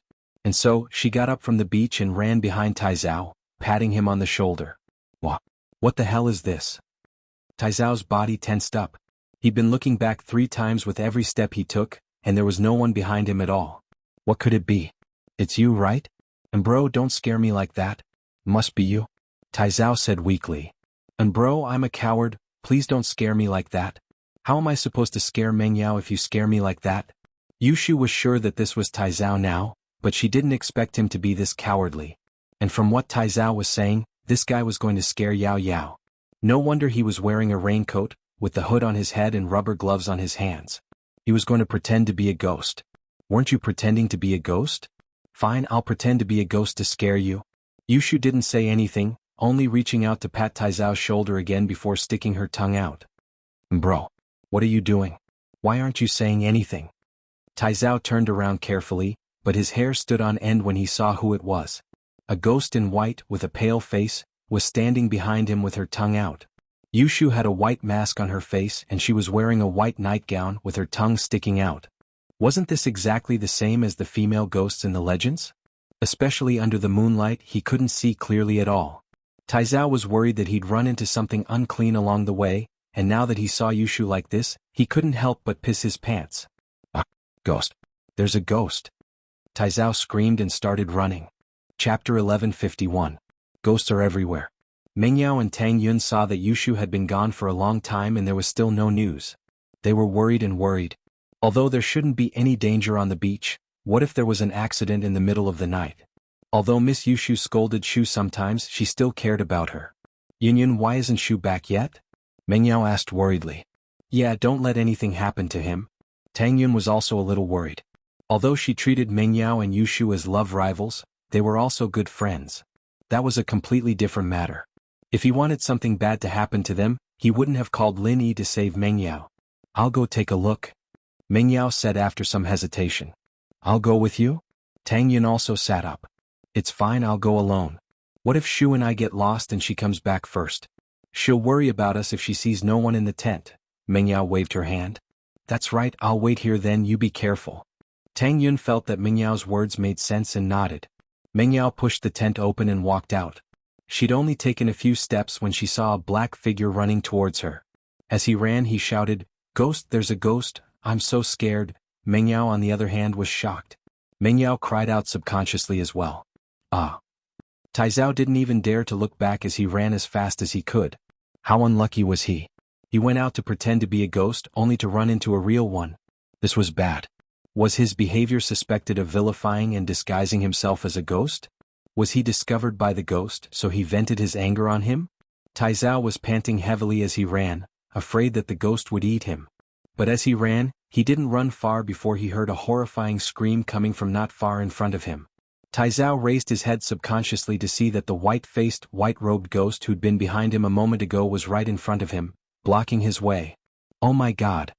Taizao was scared out of his wits. How could this ghost move so fast? Before he could even see what was going on, she had already teleported in front of him. But then again, it was normal for a ghost to be able to drift. Of course it was faster than him. Evidently, Taizao thought that Mengyao was the same Yushu from before. But under the moonlight, it was hard to tell who was who in the white pajamas and the white face mask. Yushu wasn't as tall as Mengyao, but Taizao didn't have time to notice these details.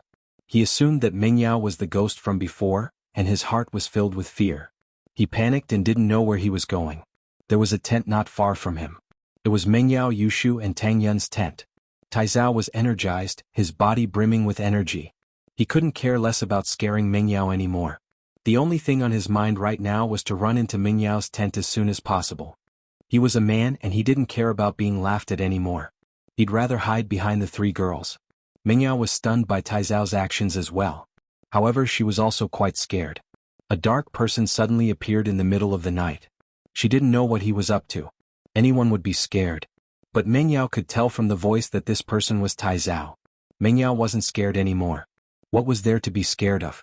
But the words he was saying were a little weird. Ghost? Was there a ghost? Taizao was calling for a ghost, something like that. Mengyao subconsciously looked behind Taizao, which was in front of her. Where was the ghost? Only little Shu was happily waving at him from afar. Yushu was laughing as she ran towards Mengyao. She was laughing so hard that she couldn't even walk properly. Shu, what kind of trick are you playing? What's going on with Taizao? Mengyao didn't know why Taizao was running around like a madman, but her instincts told her that it had to be Shu's doing. Especially from Shu's expression, it was obvious that she was the one who did it.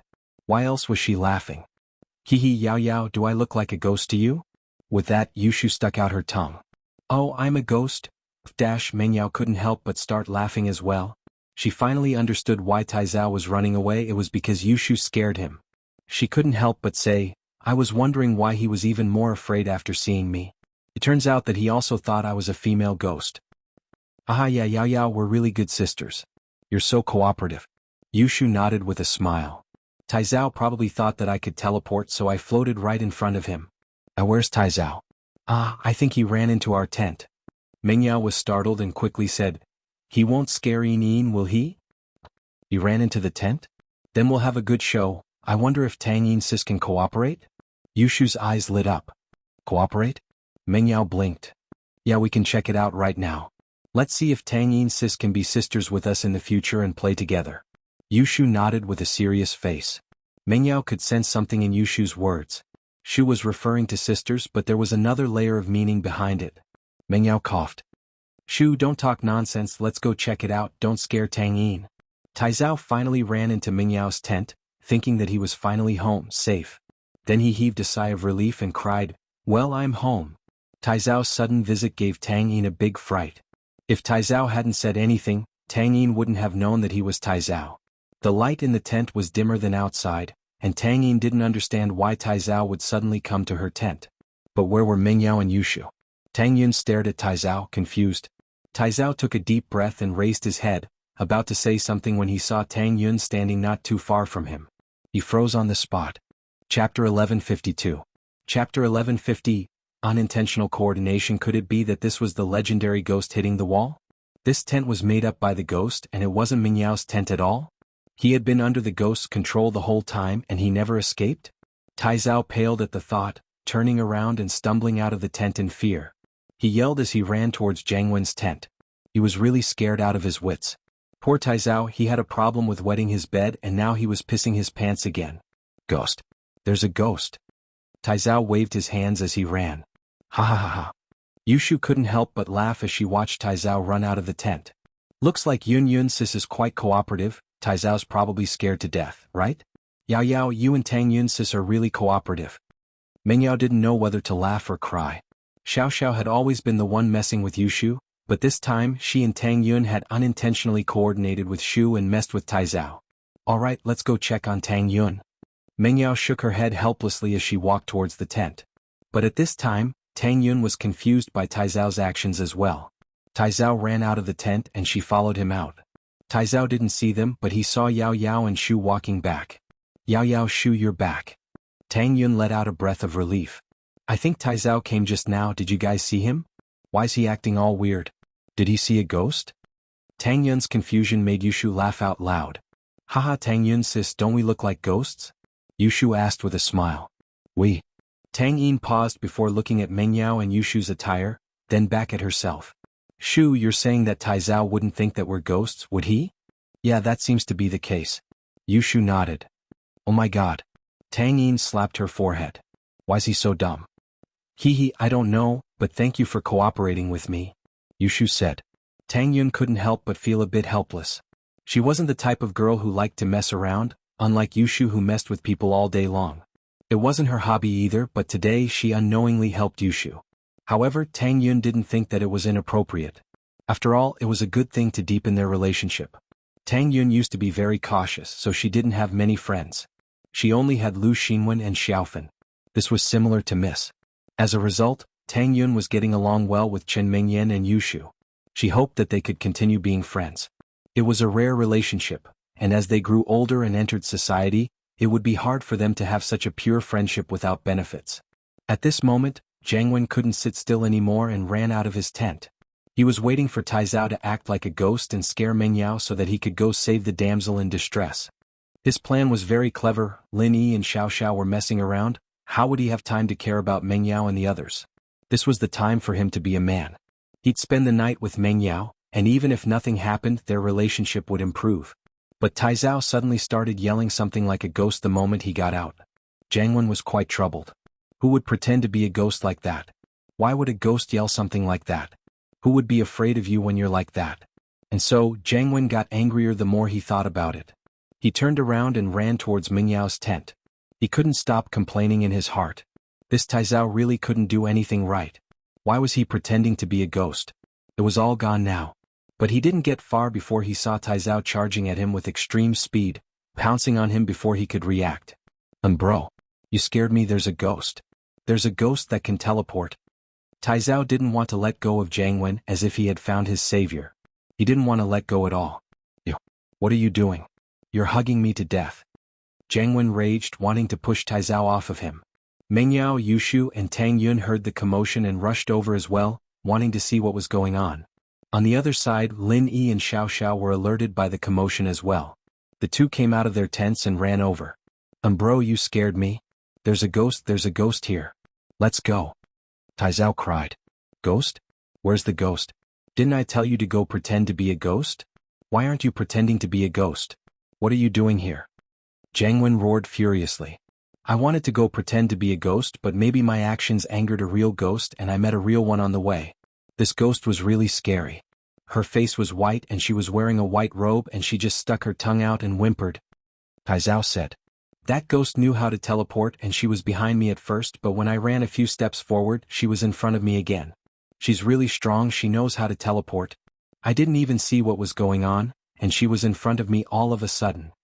What the hell are you talking about? What ghost? Jianghu raged at Tai Zhao's nonsensical words. There really is. And bro, you don't know this, but I was thinking that this ghost was too strong, so I decided to hide in Meng Yao's tent. Even if people laughed at me, it didn't matter. So I ran to Meng Yao's tent, but guess what happened, and bro? I ran into a ghost wall again. Tai Zhao said, panicking. There was a ghost in Meng Yao's tent, and she ran into the tent again. When I entered the tent, I clearly remembered that the female ghost was outside the tent. But when I entered the tent, the female ghost was actually inside. Do you think that all of this was an illusion of the female ghost? It's too scary. Chapter 1153. Yes or no? Meng Yao and Tang Yun couldn't help but laugh, but not as much as Yushu and Xiao Xiao. Ha, Su Tai Zhao, you're such an idiot. Yushu pointed at Tai Zhao with a smile. Woo, ghosts are here. Scared the hell out of you. Jianghu didn't expect Meng Yao and the others to come as well. He looked at the clothes Meng Yao, Yushu, and Tang Yun were wearing, and he realized what was going on.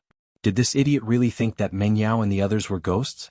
Meng Yao, Yushu and Tang Yun were all wearing white pajamas with masks on their faces. They really did look like ghosts. Jianghu recognized Yushu's voice. He would have jumped if he didn't. But jumping was one thing, he couldn't let himself be scared like this. At the thought, Jianghu was furious. His subordinates were too much of an embarrassment, treating Meng Yao and the others as ghosts. Open your eyes and look, where are the ghosts? This is Meng Yao, Yushu and Tang Yun, where are the ghosts? Where are the ghosts? Jianghu said angrily. Taizao paused and raised his head, shivering when he saw Meng Yao, Tang Yun and Yushu. Why were there 3 ghosts? And bro, aren't they ghosts? They've turned into 3 ghosts. Taizao said. What 3 ghosts? I told you they're Meng Yao, Tang Yun and Yushu. Jianghu explained with a frown.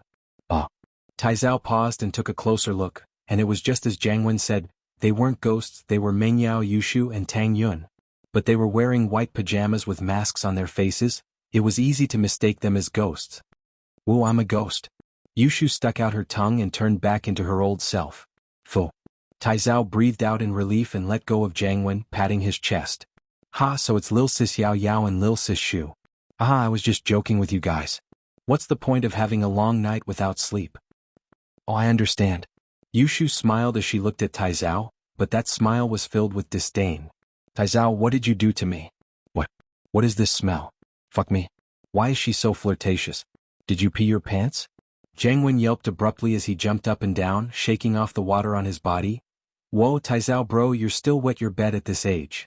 Yushu said mockingly, remembering the scene when they played Truth or Dare. When did I wet the bed? This was just peeing his pants? I know. I didn't pee my pants. I didn't pee my pants. Taizao's face was red as he tried to explain himself. Ha ha ha ha. Yushu laughed without saying anything.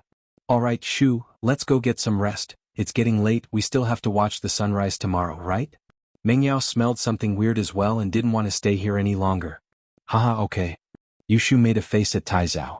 Oh, don't dream of me tonight, okay? I'll scare you to death and you'll wet your bed again. Taizao shuddered.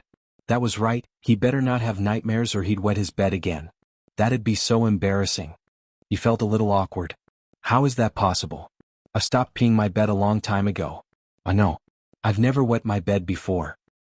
Let's go. Yushu didn't say anything else and turned around with Meng Yao and Tang Yun, getting ready to leave. Shu, why didn't you call me along when you were messing with him?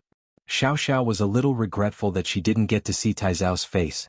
Just from his own narration, it was already very interesting, not to mention witnessing the entire process. How could I disturb you when you're flirting with Shield Bro? Yushu giggled as she looked at Xiao. How far are you guys now? Can you tell me? I can't just tell you like that, it's a personal secret. Xiao shook her head mysteriously. You're not still a virgin, are you? Yushu looked Xiao up and down as she said fiercely. Oh, how is that possible? Who said I was? I'm not anymore. Are you? What, are you jealous of me? Xiao tried to defend herself, thinking that she wasn't a virgin when she said she wasn't. What could she tell? Me? Why would I be jealous of you? I've been a virgin for a long time, even longer than you. Yushu said. I'm Shield Bro's first woman. Who doesn't know how to brag? Xiao humphed. You're definitely a virgin, how else would you be able to walk so smoothly? The TV says that after the first time your legs will be stiff. Yushu shook her head. The TV says? You also know it was said on TV? So you don't have any experience at all? Weren't you a virgin a long time ago? You experienced it yourself, why would you watch the TV? Xiao retorted. I fell asleep after doing it and I recovered the next day. It's different from yours. Yushu rolled her eyes. Meng Yao and Tang Yun shook their heads, bitter smiles on their faces. These two really were arguing over everything. This wasn't something to be proud of and they were getting serious. That's enough. Both of you. Xiao, go back to sleep, we're not going to watch the sunrise tomorrow? Lin Yi smiled bitterly as well, wanting to prove his innocence. How could they be so shameless? He didn't even do anything, so why weren't they? Both Xiao and Yushu blushed at the same time. They laughed dryly at each other before Xiao said, I won't be in a bit. I won't be one sooner or later. Yushu said. Lin Yi didn't know what to say and quickly left with Xiao. The mist pulled Shu and Tang Yun back to rest as well, leaving Jianghu and Taizao alone. Why is this Lin Yi so popular? Why do 2 girls like him? Taizao said, a little envious. Would you take them if I gave them to you? You're scared out of your wits with just a face mask, Wouldn't you be scared to death if he married you? Jiang Wen humphed. This Feng Xiaoxiao is probably the same as Yushu. Be careful next time, don't fall for her tricks.